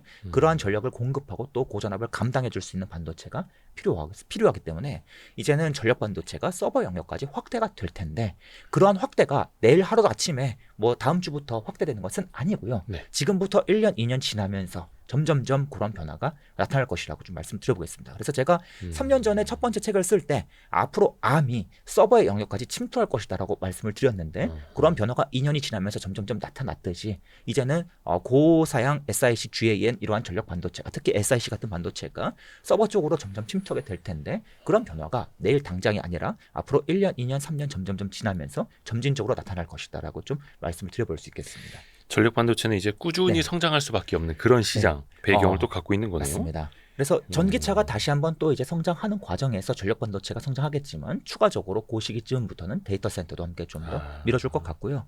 한 가지는 아직은 서버 업체들은요. 이 서버 업체들은 정말 보수적인 업체들입니다. 그 컴퓨터 업체들이나 스마트폰 업체들보다 훨씬 더 보수적이에요. 잘 안 바꾸려고 그래요. 뭔가 우리가 쓰던 걸 잘 안 바꾸려고 그러고 AMD가 아무리 인텔보다 훨씬 더 뛰어난 CPU를 개발해 갖고 나와도 야 우리는 계속 인텔 쓸래. 서버가 안정적으로 돌아가는 게 중요해. 잠깐만이라도 멈추면 무슨 일이 생깁니까? 카카오톡이 1시간 동안 멈춰버리면 우리나라 자영업자분들 카카오페이 결제한데 결제 시스템 없는데 실제로 SK 얼마 전에 그 데이터 센터가 화재가 났을 때 전국적으로 난리가 났지 않습니까? 그러한 걸 가장 싫어하죠. 그래서 서버가 웬만하면 이 전력을 공급해주는 반도체로 잘 바꾸려고 하지 않습니다. 기존에 쓰던 거 쓸래. 더 고전압이 필요해. 그러면 반도체 더 많이 사와. 전력 반도체 더 많이 사와. 그런데 어느 순간부터 이 전력이 점점 더 중요한 이슈가 될 수밖에 없기 때문에 이제는 SiC, GAM 반도체가 점점점 검토될 수밖에 없고 계속해서 인피니온 같은 전력 반도체 기업들이 계속해서 이 시장을 공략하려고 준비하고 있다라고 좀 말씀을 드려보겠습니다. 어떻게 보면 이제 안정적인 게 최우선이었던 거고. 네, 그렇죠. 그래서 내일 아침 기회는 생기고. 맞습니다. 그래서 내일 아침 당장 주가가 오르는 것이 아니라 우리가 앞으로 1년, 2년 지나면서 좀 공부할 거리로 삼을 필요가 있는 영역이다. 그렇게 정리하고 요거 혹시 그 기본편 업데이트 그 강의에도 전력 반도체가 들어가나요? 기본편엔 들어가지 않고요. 심화편에도 심화 아주 일부만 들어가고요. 두 강의에는 들어가지 않는 내용인데 제가 전력 반도체에 대한 내용은 좀 따로 또 후속으로 또 블로그 유튜브에서 또 많이 다뤄보겠습니다. 좋습니다. 전력 반도체 하는 기업은 이제 인피니온만 언급해 주셨는데 굉장히 많잖아요. 국내에도 있고. 국내에도 있지만 국내 기업은 사실 이 해외 전력 반도체 기업과는 조금 다른 비즈니스를 하고요. 전력 반도체도 종류가 많이 있거든요. 그런데 대표적으로 이 자동차 쪽에서 가장 이 전력 반도체 앞서 있는 SiC 반도체 앞서 있는 기업이 스위스의 ST 마이크로 일렉트로닉스라는 기업이 있는데 아직은 이 기업은 회사 이름이 길어요. 이거 저 올라가다 실패했네 이거. ST 마이크로라고 보통 부릅니다. ST 마이크로. 그래서 이 기업은 아직까지는 자동차에 집중하고 있는 모습을 보이고 있기 때문에 아직은 서버 쪽은 좀 시간이 필요하다. 그래서 인피니온이 전력 반도체 쪽 시장에서 조금 더 선제적으로 우리가 대응하기 위해서 ST 마이크로에게 이 자동차 쪽에서 많이 밀렸습니다. 자동차에 들어가는 SiC 반도체는 이 ST 마이크로의 점유율이 절반이 넘습니다. 어마무시한 기업인데 그럼 2등 기업이 바로 인피니온인데 이 인피니온의 점유율은 10% 초반대밖에 안 됩니다. 1등과 2등 격차 너무 큰 것이죠. 그래서 인피니온이 느끼기에 우리 밀렸다 느끼니까 이제 한번 데이터 센터를 먼저 한번 선제적으로 들어가보자. 요 분위기이고 이제 뒤이어서 남은 전력 반도체 기업들이 서서히 들어오기 시작할 텐데 아직까지는 시장이 워낙 극초기 중에서 개화도 안 된 단계이기 때문에 아직까지는 기업을 더 논하기는 조금 어려운 상황이다라고 좀 말씀을 드려보겠습니다. 온세미 같은 기업들도 계속해서 들어오고 있고요. ST 마이크로도 계속해서 준비는 하고 있습니다. HBM 이야기 좀 해볼까요? 사실 뭐 HBM 빼놓고 이제 반도체 이야기가 안 되니까. 근데 확실히 이제 HBM 덕분에 혹은 이제 어떤 투자의 사이클을 예측하는 사람의 입장에서는 HBM 때문에 이 반도체 사이클이 엄청나게 이제 달라졌잖아요. 더 예측하기 힘들지 않았을까요? 일단 예측하기 힘들어진 게 맞고요. 그리고 부분적으로 달라진 게 맞습니다. 그런데 이제 이때 많이 주시는 질문 중 하나가 항상 제 텔레그램 익명 설문에도 많이 들었는데 HBM으로 인해서 이번에 반도체 사이클이 더 길어질 것이다. 더 많이 오를 것이다. 무조건 더 높은 밸류를 줘야 한다. 뭐 이러한 식으로 이제 많이 물어봐 주셨습니다. 낙관론이 좀 있죠. 낙관론이 크죠. 저 개인적으로도 HBM 그리고 인공지능 반도체 덕분에 사이클이 더 길어지고 더 커지고 밸류가 더 높아지면 좋겠습니다. 제발 그랬으면 좋겠어요. 특히 우리나라 삼성전자, SK하이닉스는 메모리 반도체 사업을 하는데 메모리 반도체 사이클이 워낙 크게 나타나다 보니까 밸류가 높을 수가 없습니다. 그런데 이러한 인공지능 덕분에 밸류가 더 높아져서 주가가 종전 고점을 훨씬 더 많이 뚫을 수 있으면 좋겠어요. 개인적인 바람입니다. 하지만 개인적으로는 투자를 하는 과정에서 이번에는 다를 것이다라는 고러한 내용을 투자에 처음부터 적용하지는 않습니다. 그러니까 내가 예를 들어서 하이닉스나 삼성전자 투자를 시작할 때 이번에는 다를 거니까 이번에는 무조건 밸류를 과거에 뭐 1에서 2 사이 움직였다면 그러니까 최대 밸류가 2였다면 이번에는 무조건 2.5까지 갈 거야. 이런 식으로 확정적으로 생각하지 않습니다. 그 이유가 무엇인가 하면 투자를 계속해서 오래 해왔다 보니까 모두가 함께 이번에는 다를 것이다를 외칠 때가 가장 위험하고 항상 무언가 예상치 못할 리스크가 나오거나 이러한 움직임이 항상 나타나요. 이게 주식뿐만 아니라 부동산도 뭐라 그랬습니까? 항상 이번 아파트 사이클은 유튜브가 발달돼서 정보가 훨씬 더 많이 발달돼서 계속해서 2030이 더 많이 들어올 거기 때문에 더 오래 갈 것이고 종전 사이클과는 확연히 다를 것이고 또 사이클도 상승은 길어지고 하락은 짧아질 것이라고 얘기했지만 그러한 변화는 없었다. 지금까지 없었다. 역시나 아니나 다를까 모두가 매수할 때 2030이 노도광 영끌할 때 그때가 고점이었다는 게 밝혀졌지 않습니까? 그래서 개인적으로는 그랬으면 좋겠지만 그리고 이제 투자를 하는 과정에서 점점점 밸류가 높아지면 추후에 이제 매도 시기 즈음 갔을 때 나 이번에 조금 더 보여도 될 것 같은데 분위기가 조금 더 종전보다 좋은데 그 정도는 투자에 반영할 수 있겠지만 처음부터 이번에는 다를 것이다라는 점은 반영하지 않는다. 그래서 투자할 때 가장 싫어하는 문구가 이번에는 다를 것이다.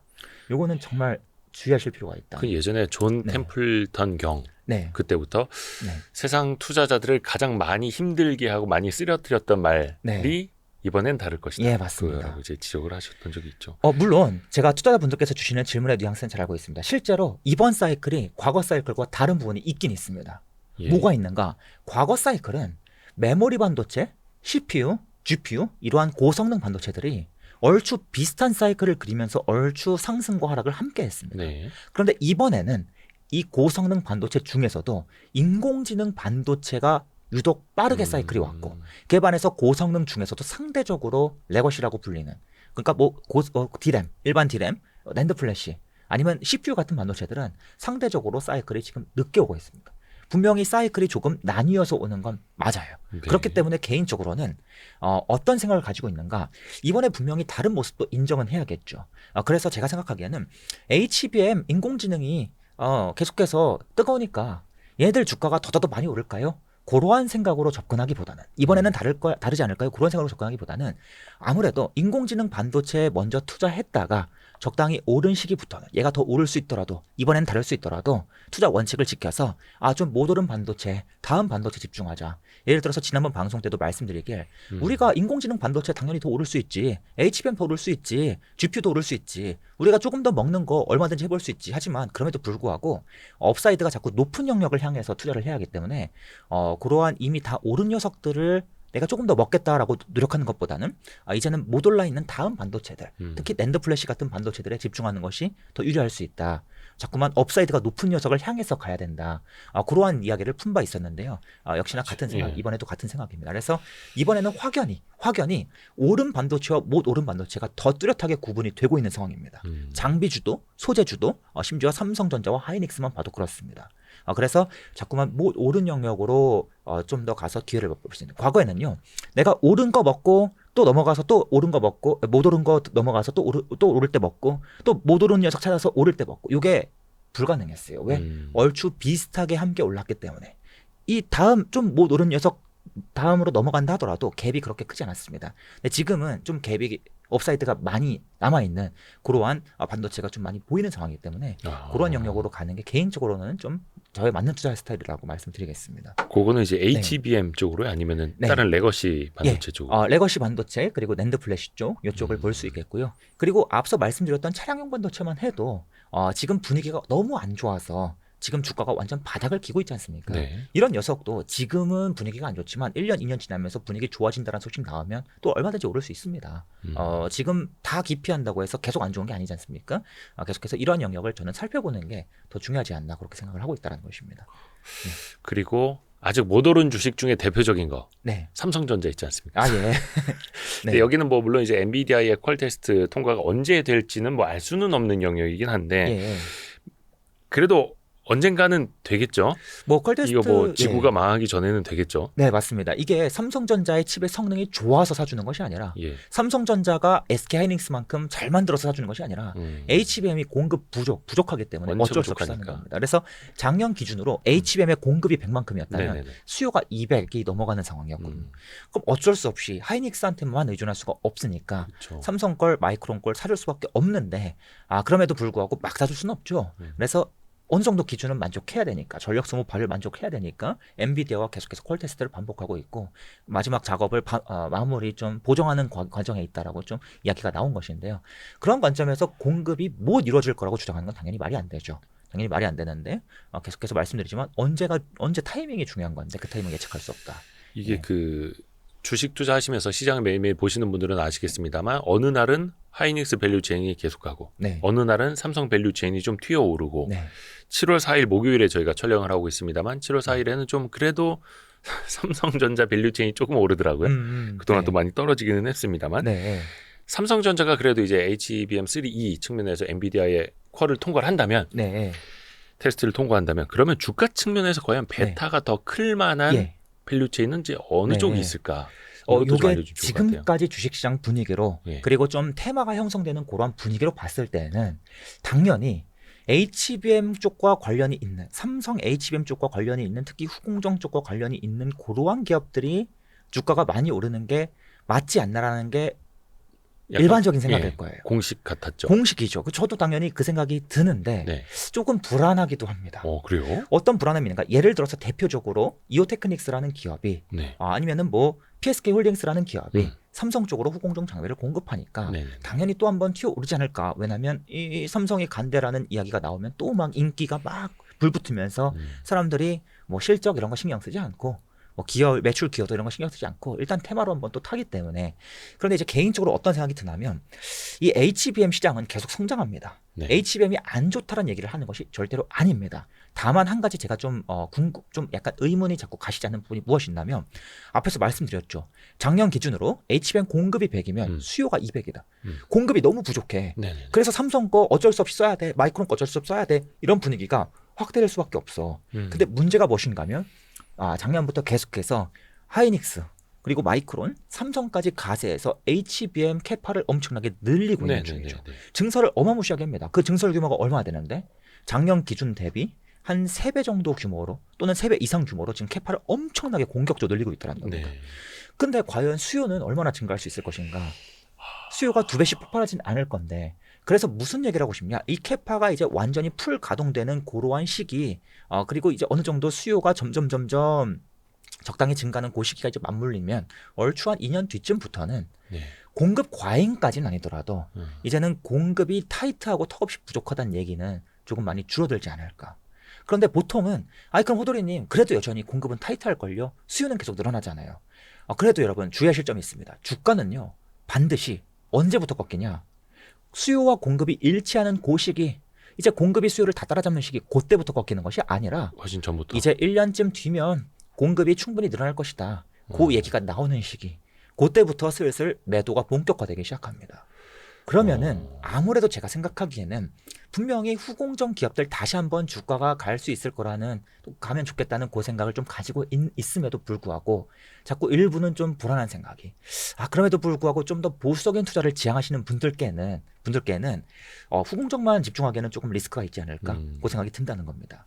그래서 제가 주목하는 부분은 바로 레거시 디램입니다.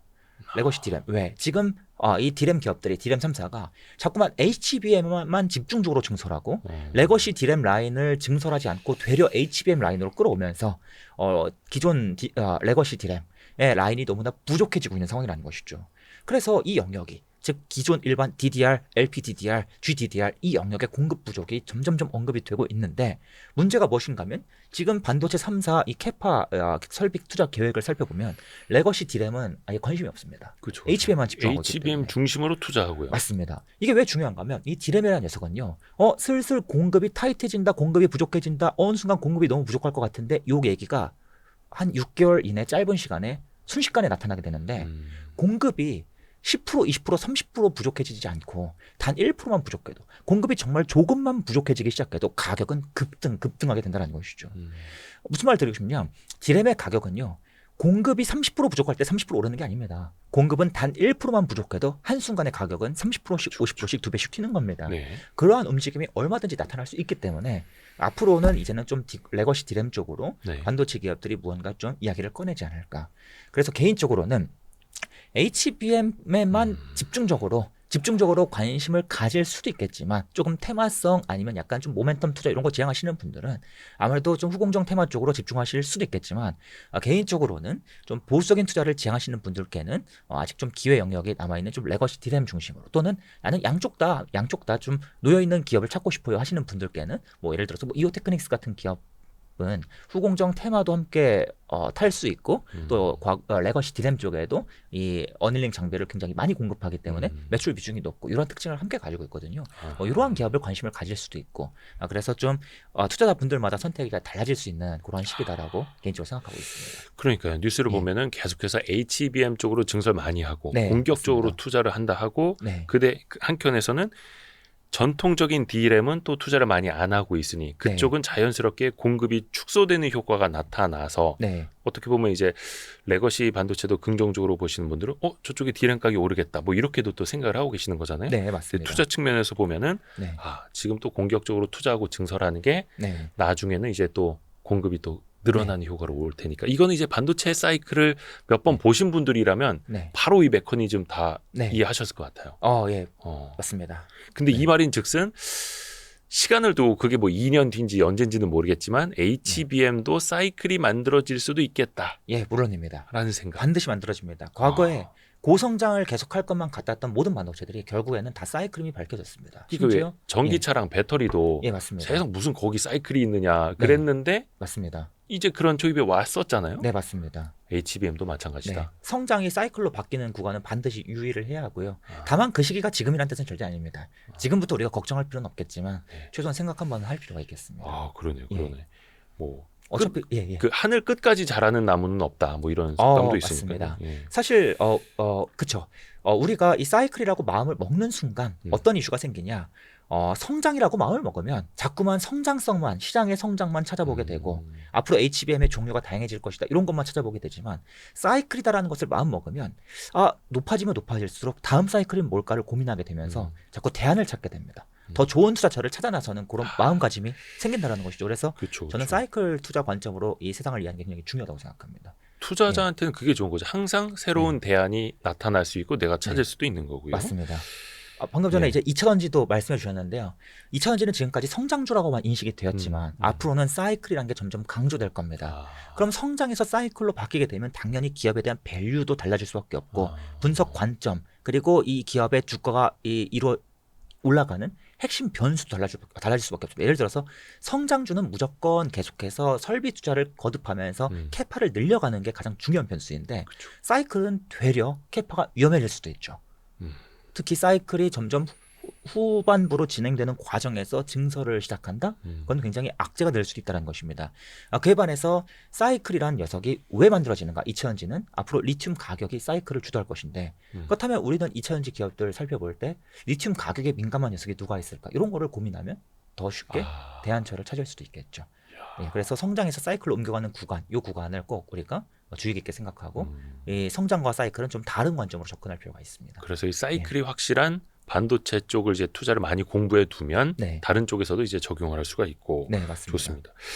근데 이제 저 하나 또 의문이 드는 게 HBM 위주로만 투자를 해서 전통 레거시 D램 쪽으로는 투자를 많이 못했고 그러면은 공급이 약간은 조금 축소되는 효과가 계속 나타났고 그럼 D램 가격이라도 많이 올라야 되는데 최근에 보니까 D램 가격은 되게 정체돼 있더라고요. 맞습니다. 이건 왜 그럴까요? 엄밀히 말씀드리면 D램의 가격 그리고 낸드 플래시도 마찬가지인데요. 가격이 오르락 내리락 사이클을 반복하지 않습니까? 그러면은 상승이 끝나면 하락이 오고 하락이 끝나면 상승이 와야 할 것 같죠. 그런데 실제 모든 사이클은 제가 예전 1년 전에도 나와서 말씀드렸습니다. 모든 사이클은 눈에 안 보이는 구간이 있습니다. 많은 분들이 자꾸 놓치는 구간 바로 횡보 구간이죠. 절대로 하락이 끝난 뒤에 바로 상승이 오는 게 아닙니다. 반드시 횡보를 거치고요. 이 횡보가 그냥 일직선 횡보가 아니라 오르다가 멈추다가 이 구간이 반드시 나타납니다. 지금은 장기간 떨어지다가 반등을 좀 하다가 다시 횡보하는 구간 정도일까요? 그래서 이게 반도체는 이 횡보 구간이 유독 짧기 때문에 잘 안 보이지만 뭐 화학산업, 뭐 철강산업, 심지어 뭐 해운산업 가면 횡보가 주구장창 길게 보입니다. 그 횡보가 사이클 산업을 이해하는 데 굉장히 중요한데요. 이게 실제로 그래프를 보면 나중에 결과적으로 2년, 3년 지나서 그래프를 보면 상승, 하락, 상승, 하락이 크기 때문에 횡보가 잘 안 보입니다만 실제로 내가 그 횡보 구간에 들어가서 살펴보면 횡보 구간이 생각보다 깁니다. 실제로 주식을 산 입장에서는 생각보다 기다림도 많이 필요합니다. 그래서 사이클 투자를 할 때는 횡보 구간 내내 분할 매수를 오래오래 하는 전략이 굉장히 중요한데 지금 D램도 무언가 이제는 끝났어 그러한 분위기가 아니라 아직은 본격적인 공급 부족 이런 게 언급되는 상황은 아니니까 지금은 HBM에 집중하고 있기 때문에 나중에 D램도 공급 부족이 생기지 않을까 의문이 서서히 제기되는 단계이지 아직 본격적으로 가격이 폭등하는 단계 막 공급 부족이 현실화된 단계가 아니기 때문에 아직은 횡보 구간에 머물러 있는 것이다 라고 보는 게 맞겠습니다. 혹시 그럼 호돌이님이 보시기에는 지금은 이제 반등하다가 횡보하는 구간 이후에 다시 빠지는 구간이 올 확률이 높을지 그래도 조금 더 반등을 가져가는 구간이 올 확률이 높을지 확률적으로는 좀 어떻게 보세요? 확률적으로는 원래 이 반도체 사이클이 과거에 상승 하락의 사이클이 조금 더 길게 그리고 횡보 구간이 길게 나타났을 때는 네네. 오르다가 멈추다가 또 떨어지다가 구간이 반드시 나타났습니다. 예. 그리고 제가 작년 Y3 나와서 말씀드릴 때에도 삼성 하이닉스 주가도 마찬가지였습니다. 하락 사이클 이후에 다 바로 반등 주가 2배 오르는 게 아니라 오르다가 푹 떨어지는 구간이 굉장히 자주 나타나 왔었습니다.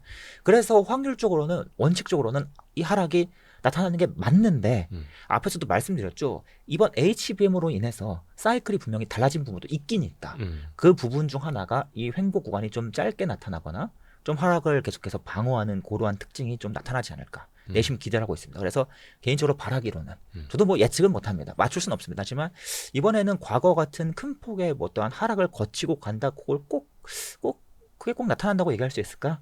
좀 이렇게 횡보 어설프 살짝 뭐 약간 조정도 받았다가 올랐다가 조정도 받았다 올랐다 하다가 또 급등하는 분위기가 나타나면 가장 이상적이지 않을까? 그렇게 개인적으로 기대를 하고 있습니다. 좋습니다. 예.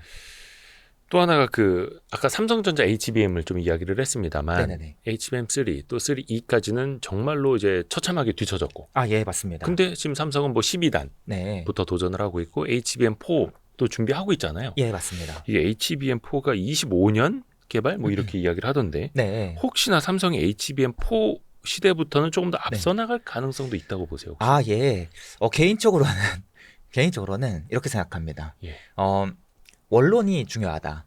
현실적으로 SK하이닉스가 2012년부터 HBM을 독보적으로 잘 해왔는데 그렇죠. 그거를 지금 2년 만에 뒤집는 게 현실적으로 말이 되겠는가? 제 아무리 삼성이어도 맞습니다. 저는 개인적으로 HBM4까지는 하이닉스의 우위가 계속해서 유지될 거라고 생각합니다. 그리고 그게 좀 실력 관점으로 봤을 때 네. 공부를 열심히 한 친구가 당연히 좀 좋은 성적을 받는 게 당연하듯이 그러한 보상이 있어야 된다고 생각합니다. 하이닉스에게. 그런데 어떤 이슈가 있냐면 지금 하이닉스랑 삼성이랑 HBM을 만드는 이 후공정 단계에서 칩을 붙이는 방식이 다릅니다. 그쵸. 이건 아마 잘 아실 겁니다. 근데 그 방식이 일단 HBM4까지 부분적으로 유지가 되기 때문에 그리고 그 HBM4부터 이 칩을 붙이는 방식이 조금씩 바뀌긴 할 건데 네. 부분적으로는 유지가 되기 때문에 여기서 나타나는 어떠한 격차, 성능 격차 이런 것도 일단은 유지가 되지 않을까. 아하. 그리고 유지가 되는 게 하이닉스한테 충분한 당연한 지당한 결과가 아닐까라고 개인적으로 생각을 하고 있습니다. 그리고 또 이제 한동안 계속해서 논란이 됐었는데 요즘엔 네. 좀 조용한 것 같긴 한데 네, 그 삼성전자가 본딩하는 방식, 예 맞습니다. 그 TC NCF 예 맞습니다. 방식을 하이닉스처럼 MR MUF 방식. 맞습니다. 그로 과연 바꾸느냐 안 바꾸느냐 이거 가지고 막 투자자들 사이에서 논쟁 많았잖아요. 네 맞습니다. 가능성은 어떻게 혹시 보세요? 이 반도체를 자꾸만 이제 언급해 주시는 분들이 많이 늘어나다 보니까 예. 무조건 삼성도 하이닉스처럼 머프 방식으로 간다라고 주장하시는 분들이 너무나 많으신데 현실적으로 삼성이 머프로 완전히 바꾸는 건 아예 불가능합니다.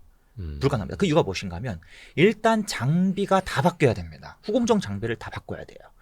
그리고 또 한 가지는 하이닉스 같은 경우에는 칩과 칩을 붙일 때 그냥 과거에는 전통적으로 무언가 반도체 칩 위에 반도체 칩을 붙일 때 중간중간 범프라고 불리는 조그마한 구슬들을 이용해서 네. 붙이되 가운데 빈 공간을 NCF라고 불리는 필름을 붙여서 네. 메꾸는 방식을 써왔습니다. 하이닉스도요?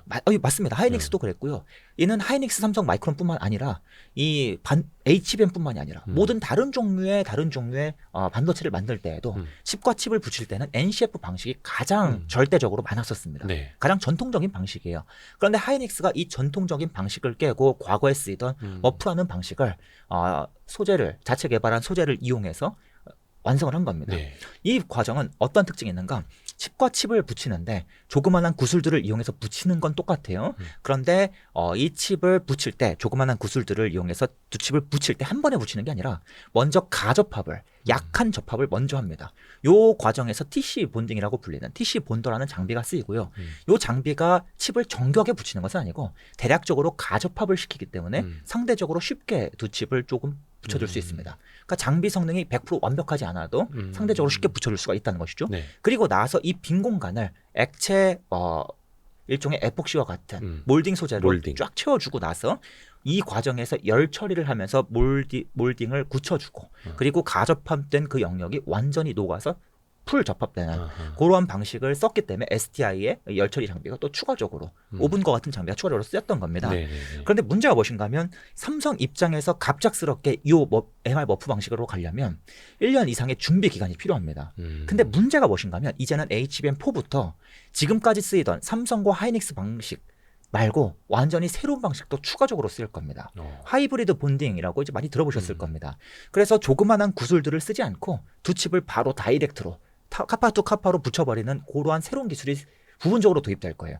그래서 하이닉스도 기존의 MR 머프 방식을 계속 유지하되 일부 칩에 한해서 하이브리드 본딩을 도입할 것이고요. 삼성도 NCF 방식을 계속 이용하되 하이브리드 본딩을 부분적으로 이용할 것입니다. 그래서 삼성 입장에서는 하이닉스 걸 한번 옮겨 탔다가 다시 하이브리드 본딩으로 가면 여기서 기술의 격차가 2년 벌어질 수 있습니다. 너무 리스크가 큰 것이죠. 게다가 기존의 장비도 바꿔줘야 합니다. 그래서 삼성은 노리는 겁니다. 야, HBM4까지 현실적으로 우리가 이 NCF 방식을 고수하면 하이닉스 방식보다 성능이 떨어질 가능성이 높다. 지금 하이닉스 방식은 자체 개발한 이 MR 머프 방식을 이용하면 여기에 들어가는 이 몰딩 소재를 열 전도율이 더 높은 소재를 쓰기 때문에 이 열 전도율 관점에서 분명히 이점이 있어요. 칩의 성능을 더 높일 수 있는 이점도 있습니다. 그런데 삼성은 여기서 오는 그런 이점들 다음번 세대도 일단 포기하되 그 다음번 세대를 노리자. 왜? 하이브리드 본딩으로 다 함께 갈 수밖에 없는데 그 하이브리드 본딩을 먼저 준비하는 녀석이 승자다. 그러니까 이번 다음번이 아니라 다다음번에서 승부를 보자. 예, 맞습니다. 정확히는 다음번에도 일부 칩에 한해서 일부 칩에 한해서 하이브리드 본딩이 쓸 것이다라고 지금 발표를 하고 있고요. 3E 아니면 4요? 4부터. 근데 4의 기존 방식을 유지하는데 다만 일부 생산 물량에 한해서만. 그러니까 4 내에서도 조금 더 후속 제품이겠죠. 그 후속 제품에 한해서 하이브리드를 쓸 것이라 예측하는데 이제 5 이제 그 다음 세대부터는 전부 다 하이브리드 본딩으로 갈 걸로 예측되고 있습니다. 그런데 삼성전자는 이미 비메모리 반도체를 만들 때에도 하이브리드 본딩 기술을 많이 써왔거든요. 하이브리드 본딩이 마치 새로운 기술인 것처럼 이제서부터 쓰이는 기술인 것처럼 알고 계신 분들이 많으신데 사실 굉장히 오래된 기술입니다. 그리고 일부 비메모리 반도체에서는 전통적으로 쓰여왔던 기술입니다. 대표적으로 우리 스마트폰 카메라에 들어가는 CIS 이미지 센서라는 이 녀석을 만들 때 이미 전통적으로 많이 쓰여왔고 최근에는 이 하이브리드 본딩을 한 번만 쓰는 게 아니라 두 번 쓰는 그러한 공법도 소니가 먼저 개발하고 삼성이 따라가고 소니가 먼저 개발하고 삼성이 따라가는 그러한 그림이 계속해서 2010년대 초반부터 그려져 왔어요. 이미지 센서에서? 예, 맞습니다. 그래서 삼성 입장에서는 어차피 파운드리에도 하이브리드 본딩 필요하고 이제는 디램에도 필요하고 또 낸드에도 필요하고 하니까 하이브리드 본딩은 이미 일찍부터 준비해 왔기 때문에 우리가 HBM4는 현실적으로 하이닉스가 오래 준비한 걸 어떻게 한 번에 따라잡아. 그럼 그 다음 세대부터는 한번 좀 노려보자. 그 다음부터 본격적으로 두 기업 간의 승부처가 조금씩 만들어지지 않을까.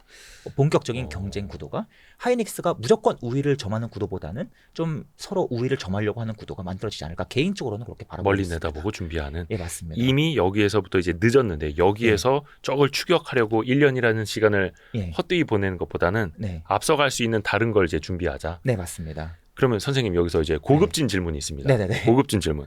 그러면 이제 하이브리드 본딩 장비로 몰빵해야 됩니까? 하이브리드 본딩 장비가 이미 주가가 굉장히 많이 올랐죠. 바로 이 하이브리드 본더는 전 세계에서 딱 두 기업이 집중적으로 특히 그중 한 개 기업이 아주 전문적으로 잘 만드는 기업이 있는데요. 바로 네덜란드의 BE 맞습니다. BSI 맞습니다. 그리고 이제 싱가포르의 ASMPT라는 기업이 후발로 들어오고 있습니다. 거기 이름이 뭐라고요? ASMPT라는 기업이 들어오고 있고요. 그 외에도 이제 일본의 기존의 뭐 신카와 같은 아니면 도레이 같은 기업들도 계속해서 들어오고 있습니다. 본래 본딩 장비는 배시 같은 기업 또는 뭐 ASMPT, 신카와 도레이 이런 기업들이 전통적인 강자입니다. 그래서 이 영역에 해외 기업들이 계속해서 들어와 있고 실제로 이미 삼성전자 라인에 이미 배시의 장비가 들어와서 HBM용 하이브리드 본딩 설비가 깔려 있는 상황입니다. 배시와 함께 협력을 통해서 계속해서 특히 배시는요 이 하이브리드 본딩 장비를 원래 비메모리 반도체 중심으로 TSMC 같은 기업들이 하이브리드 본딩을 계속해서 확대하니까 그쪽에 들어갈 장비를 TSMC와 함께 손잡고 먼저 개발해온 기업인데 삼성이 우리 HBM에도 이게 필요해라고 이야기가 되어서 함께 손을 잡고 장비를 개발해서 쓰고 있는 상황이고요. 그리고 다른 일본 기업들도 전통적으로 뭐 싱카와 같은 기업들도 삼성 쪽으로 본딩 장비를 공급해 왔던 기업이기 때문에 물량을 뺏길 수 없어. 우리도 하이브리드 본딩 계속해서 장비 개발할 거야. 계속해서 들어오고 있는 상황입니다. 이제 제가 좀 핑계를 대자면 네덜란드 주식을 매수할 수 있는 증권사가 많지는 않더라고요. 여기까지. 네.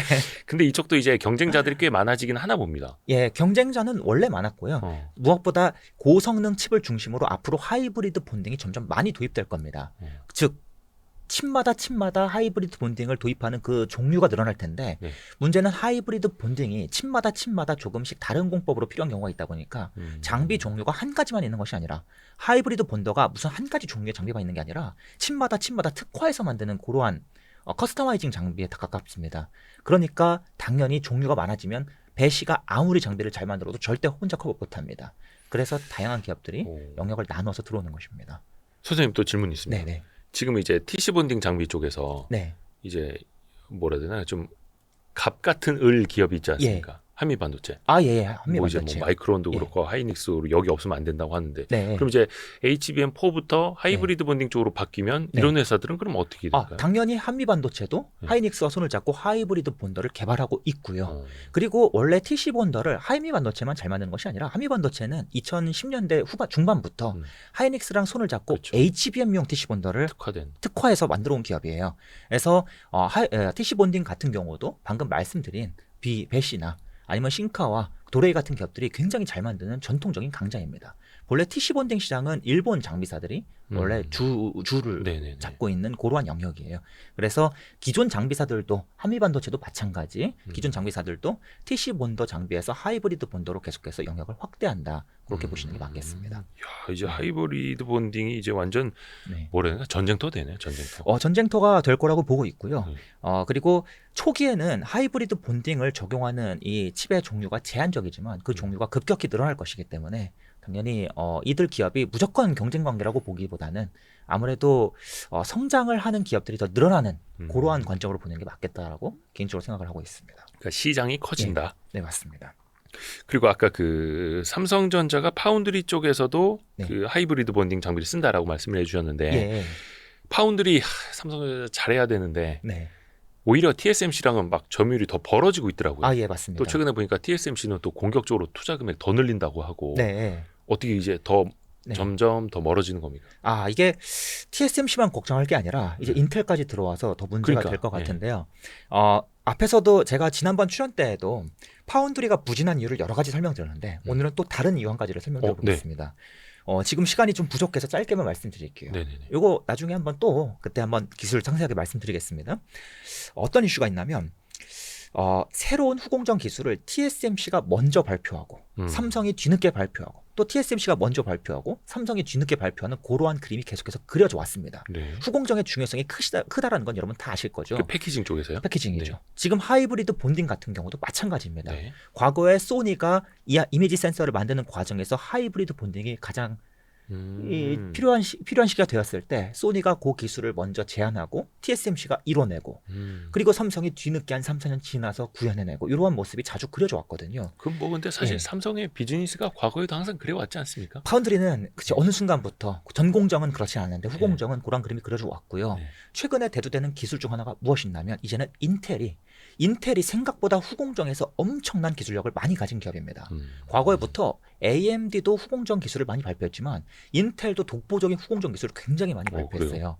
그중 하나가 예를 들어서 무엇이냐면 앞에서 말씀드렸지만 CPU라는 그런 반도체 칩을 딱 뜯어보면 칩 가장 아래쪽에 트랜지스터라는 녀석이 굉장히 많이 있다고 말씀드렸죠. 트랜지스터가 이제 칩 한 개에 100억 개, 200억 개가 넘어갑니다. 엄청나게 많은 물량을 만들어야 돼요. 근데 앞에서도 말씀드리길 트랜지스터만 많이 만드는 게 중요한 게 아니라 트랜지스터에 수많은 전기 신호가 흘러야 하기 때문에 그 트랜지스터와 트랜지스터를 이어주는 전기 신호 배선도 굉장히 많이 만들어줘야 한다고 했습니다. 근데 문제가 무엇인가 하면 이 트랜지스터에 전기 신호를 전달하기 위해서는 배선이 한 개만 필요한 게 아니라 한 개의 트랜지스터에 여러 개의 배선이 필요합니다. 동시에 여러 가지 종류의 전기 신호를 넣어줘야 돼요. 그런데 그 전기 신호 중에 어떤 신호가 있는가? 트랜지스터에 전력을 공급해주는 즉 전원의 역할이죠. 그 전력을 공급해주는 배선이 또 추가적으로 필요합니다. 그런데 인텔은 지금까지 어떤 문제를 겪었는가? 인텔이 과거에 14나노 공정에서 10나노 공정으로 넘어올 때 어려움을 겪었던 이유가 바로 이 트랜지스터에 전원을 공급하는 그러한 수많은 배선들을 굉장히 획기적으로 새롭게 만들겠다라고 도전했다가 나가리 된 거예요. 6년 동안 기술 성공 못 시키고 결국에는 기존 기술로 간신히 회복시킨 그러한 모습을 보였는데 그때 그래서 인텔이 동네 바보형 취급당이잖아요. 맞습니다. 지금까지도 그러죠. 지금까지. 맞습니다. 사실은 그 당시에 엄청난 지금으로선 상상하기 어려운 첨단 기술을 한꺼번에 몽땅 도입하려고 하다가 나가리가 되었던 겁니다. 오히려 잘하려고 하다가 엉성하게 된 것이죠. 그 옆에서 야, 이 형 무시하지 마. 이 형 원래 천재였어. 맞습니다. 그래서 그 인텔이 지금 또 한 번 칼을 갈고 이 트랜지스터에 전력을 공급하는 배선이 원래는 다 위쪽에서 아래쪽으로 내려오는 구조인데 이제는 아래쪽에서 공급하는 즉 쉽게 말씀드릴게요. 반도체를 만들 때는 웨이퍼라고 불리는 기판 위에다가 무언가 물질들을 차곡차곡 쌓고 깎고 반복하면서 트랜지스터를 만들게 되는데 네. 그럼 당연히 반도체 칩을 만들면 웨이퍼라는 커다란 기판이 있고 그 위에 칩의 구조물들이 만들지 않습니까? 네네.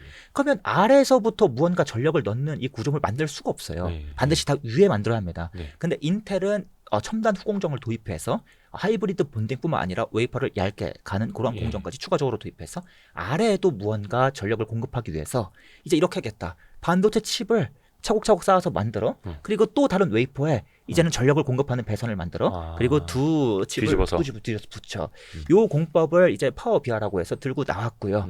요거를 아마도 가장 먼저 성사시킬 가능성이 높아 보이고요. 그리고 이제 1년 정도 지나서 TSMC가 요걸 구현하겠다라고 이제 발표를 한 상황이 있고 삼성은 TSMC보다 또 2년 정도 뒤늦게 이제 나와서 인텔이 발표하고 TSMC가 발표하니까 뒤늦게 나와서 우리도 하겠다라고 이렇게 발표하고 있는 상황입니다. 무슨 말하고 싶냐면 전공정에서 EUV 3나노, 2나노 이쪽 영역에서도 수율 싸움에서 밀리고 있는데 후공정에서도 TSMC한테 밀려왔는데 이제는 인텔에게도 밀리는 그런 모습이 그려지고 있기 때문에 제가 누누이 말씀드립니다. 삼성전자에 투자할 때 이 삼성전자 투자 가치가 분명히 있긴 하지만 그렇다 그래서 파운드리를 투자 아이디어로 삼아서는 안 된다라고 좀 계속해서 말씀을 드립니다. 그러니까 앞에서도 치이고 뒤에서도 치이고 네, 맞습니다. 샌드위치인데 그래서 인텔이 이러한 후공정 기술을 자사 CPU에도 적극적으로 도입을 하고 있고요. 거기서 더 나아가서 이제는 파운드리 사업에서도 인텔의 파운드리 사업에서도 더 우선적으로 도입이 되면서 후공정 기술력을 먼저 갖춰갈 걸로 보고 있고요.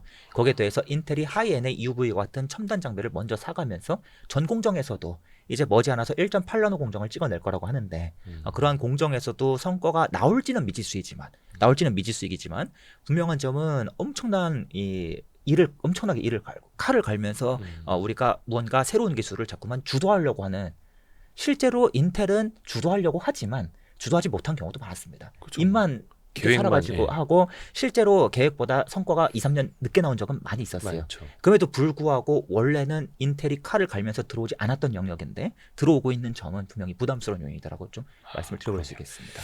그러니까 인텔이 그 동네 바보형을 이제 탈피하는 순간 또 삼성한테 또 위기가 될 수도 있는 거고요. 예, 맞습니다. 위기라기보다는 파운드리 산업의 성장을 TSMC가 먼저 먹고 삼성이 뒤어서 먹는 구조였는데 요 이제 나눠 먹을 파이가 조금은 줄어들게 되면 성장성이 조금 더 낮아지게 되고 점유율 싸움이 조금 더 힘들어지는. 그럼에도 불구하고 파운드리 사업의 성장은 지속될 겁니다. 그 속도가 이제 문제다. 그렇게 한번 좀 요약을 해보겠습니다. 그러게요. 이제 치고 나가는 TSMC도 잡아야 되고, 네, 맞습니다. 인텔도 경계를 해야 되고. 네. 그 저희 영상이 아마 올라간 다음에 영상 올라가기 전에 실적 나올 것 같은데 삼성전자 이제 잠정 실적 나오잖아요. 예. 물론 얼추 이제 그 컨센서스는 한 영업이익 8.2조 정도 나오긴 합니다만, 뭐 그 숫자는 뭐 공개되는 거를 이제 공시로 보면 알 테고. 실적 발표 나오고 나서 투자자분들이 요 점은 좀 핵심적으로 보셨으면 좋겠다라는 팁을 좀 주신다면. 일단 먼저 말씀드리길 삼성과 하이닉스 실적은 더 이상 무의미합니다. 과거 실적. 예, 맞습니다. 예상보다 월등히 엄청나게 높은 실적이 나오지 않으면 컨센서스가 막 2배씩 상향되지 않으면 이제는 좀 무의미하고 왜 그런가 하면 사이클이 본격적으로 상승 사이클을 타는 구간에서 실적이 뭐 100만큼 나오냐 110만큼 나오냐 120만큼 나오냐 그 정도 가지고 주가의 향방이 달라지지는 않습니다. 어차피 상승 사이클은 계속해서 다음번 올 하락 사이클을 우려하면서 만들어지기 때문에 정확하게 실적을 정교하게 따라가지 않습니다. 그보다는 이제 하이닉스처럼 HBM 공급이 이루어져 그럼 그 밸류의 업사이드가 더 큰 특징을 보이죠. 그보다는 개인적으로는 삼성 하이닉스보다 이제는 좀 소재 파츠 기업들의 실적을 좀 눈여겨보시라. 왜 그런가 하면 소재 파츠 기업들은 상대적으로 삼성 하이닉스보다 실적에 더 민감한 경향이 있고 조금 더 실적을 덜 선반영하는. 무슨 말인가 하면 삼성은 주가가 실적을 따라가는 게 아니라 이미 나중에 나올 실적을 미리 앞서갑니다. 훨씬 더 앞서갑니다. 1년 이상, 9개월에서 12개월을 앞서갑니다. 하지만 소재 파츠 기업 중에는 대략 한 6개월 정도만 앞서가는 기업도 많이 보이고 더욱이 무언가 굉장히 안 좋은 이슈가 겹쳐져서 또는 실적이 굉장히 급락해서 아니면 뭐 디스플레이 쪽 비중이 높아서 관심을 잘 못 받는 그러한 기업이라서 이러한 기업들 같은 경우에는 주가가 실적을 조금 더 짧게 선반영하는 그런 기업들이 많습니다. 그래서 이러한 기업들은 실적의 반등이 나타나거나 하락이 이제 멈추는 그러한 모습이 나타나기 시작하면 본격적으로 주가가 뜨기 시작하는 경우도 굉장히 많이 보입니다.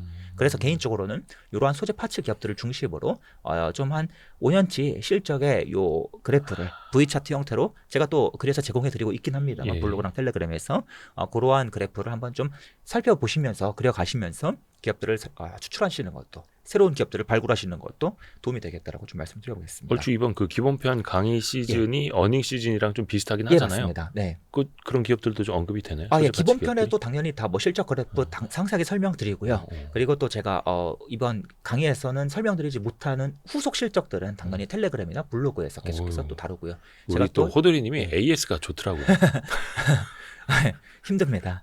근데 이제 실적 시즌에는 또 기업들 실적을 일일이 다 검토하면서 제가 매 분기마다 300개 기업들을 검토하면서 좀 특이점이 있는 기업들을 중심으로 또 블로그에 추가로 공유 드리니까요. 블로그 오셔서도 많이 보시기 바라겠습니다. 시간이 많이 지나가지고 그거 뭐 제가 다 질문을 드릴 수는 없겠습니다만 최근에 그 주가 변동성이 컸던 거 하나만 좀 여쭤볼게요. 소부장 중에서 테스트 소켓 기업들이 최근에 좀 변동성이 좀 커졌더라고요. 주가도 좀 흘러내린 것들도 많고. 제가 개인적으로는 이미 테스트 및 소켓 기업에 작년까지 투자를 했던 기업들이 있다 보니까 그리고 왜 그 기업에 투자했는지 글도 올렸었다 보니까 사실 이번 주가 급등기에는 제가 관심을 갖지 않았었기도 했고요. 그리고 개인적으로는 이번 주가 급등이 너무 과도한 기대감이 쏠렸다라는 생각도 많이 가졌었습니다. 엄밀히는 예를 들어서 이 테스트 소켓 기업 중 대표 기업 몇 개가 있는데 그중 한 기업 같은 경우에는 이번에 수익이 나셨다면 큰 수익이 나셨다면 사실은 운의 영역에 있었다라고 좀 말씀을 드리고 싶기도 해요. 약간 좀 AI 반도체 이러면서 좀 올라간 게 있죠. AI 플러스 온 디바이스 모든 게 다 겹치면서 그러니까 쉽게 얘기하면 종목 팔이를 하는데 이 종목은 다 겹쳐 모든 이슈가. 그래서 다 민 거죠. 이 종목을 다 밀었죠. 그래서 제가 봤을 때는 너무 과도하고 너무 가파르다라는 생각이 들었던 기업들이 좀 많이 몰려 있었습니다.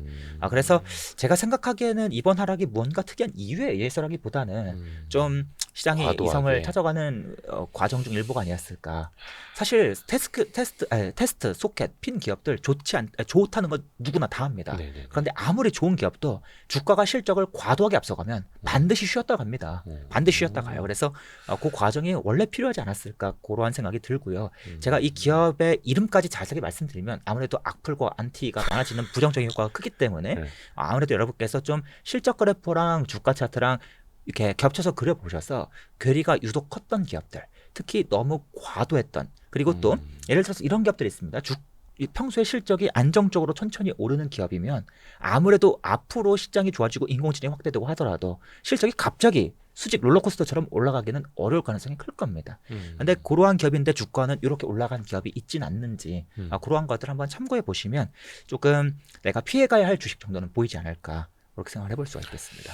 하기사 그때 참 그 내러티브가 많이 만들어질 때 보면은 HBM도 그렇고 AI 반도체 되면서 테스트할 수 있는 뭐라 그럴까 품종이 더 많아진다. 맞습니다. 그건 당연한 얘기거든요. 막 실적 엄청나게 날 거다 하면서 막 엄청 올랐었는데. 실제로 온디바이스 AI 테마가 불 때 특정한 소켓, 특정한 핀 기업이 엄청나게 실적이 급증할 것처럼 앞으로 이 세상이 폭발할 것처럼 텔레그램이 쫙 돌면서 주가가 많이 올랐었는데요.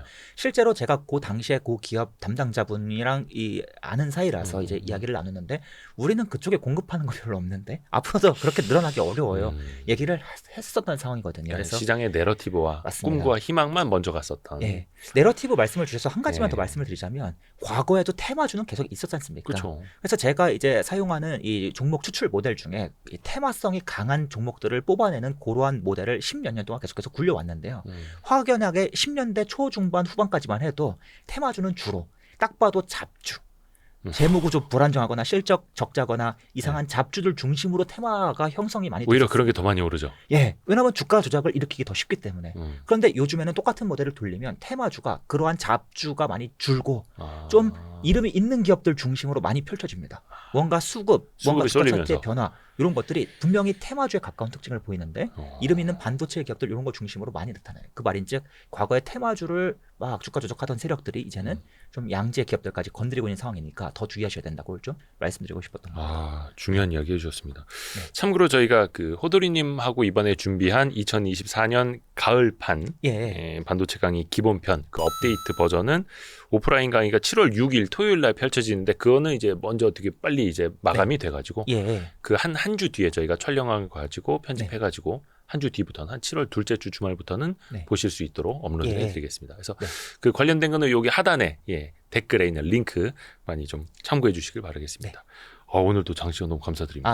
초대해 주셔서 감사합니다. 또 뵙겠습니다. 감사합니다. 네, 감사합니다. 고생하셨습니다. 고생하셨습니다. 감사합니다. 네.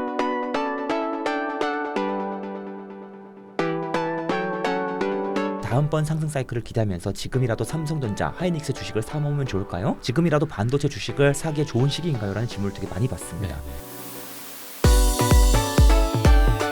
투자자는 투자자다워야 된다. 그러면 저희가 기업을 뽑을 때도 투자의 관점이 중요하다. 일단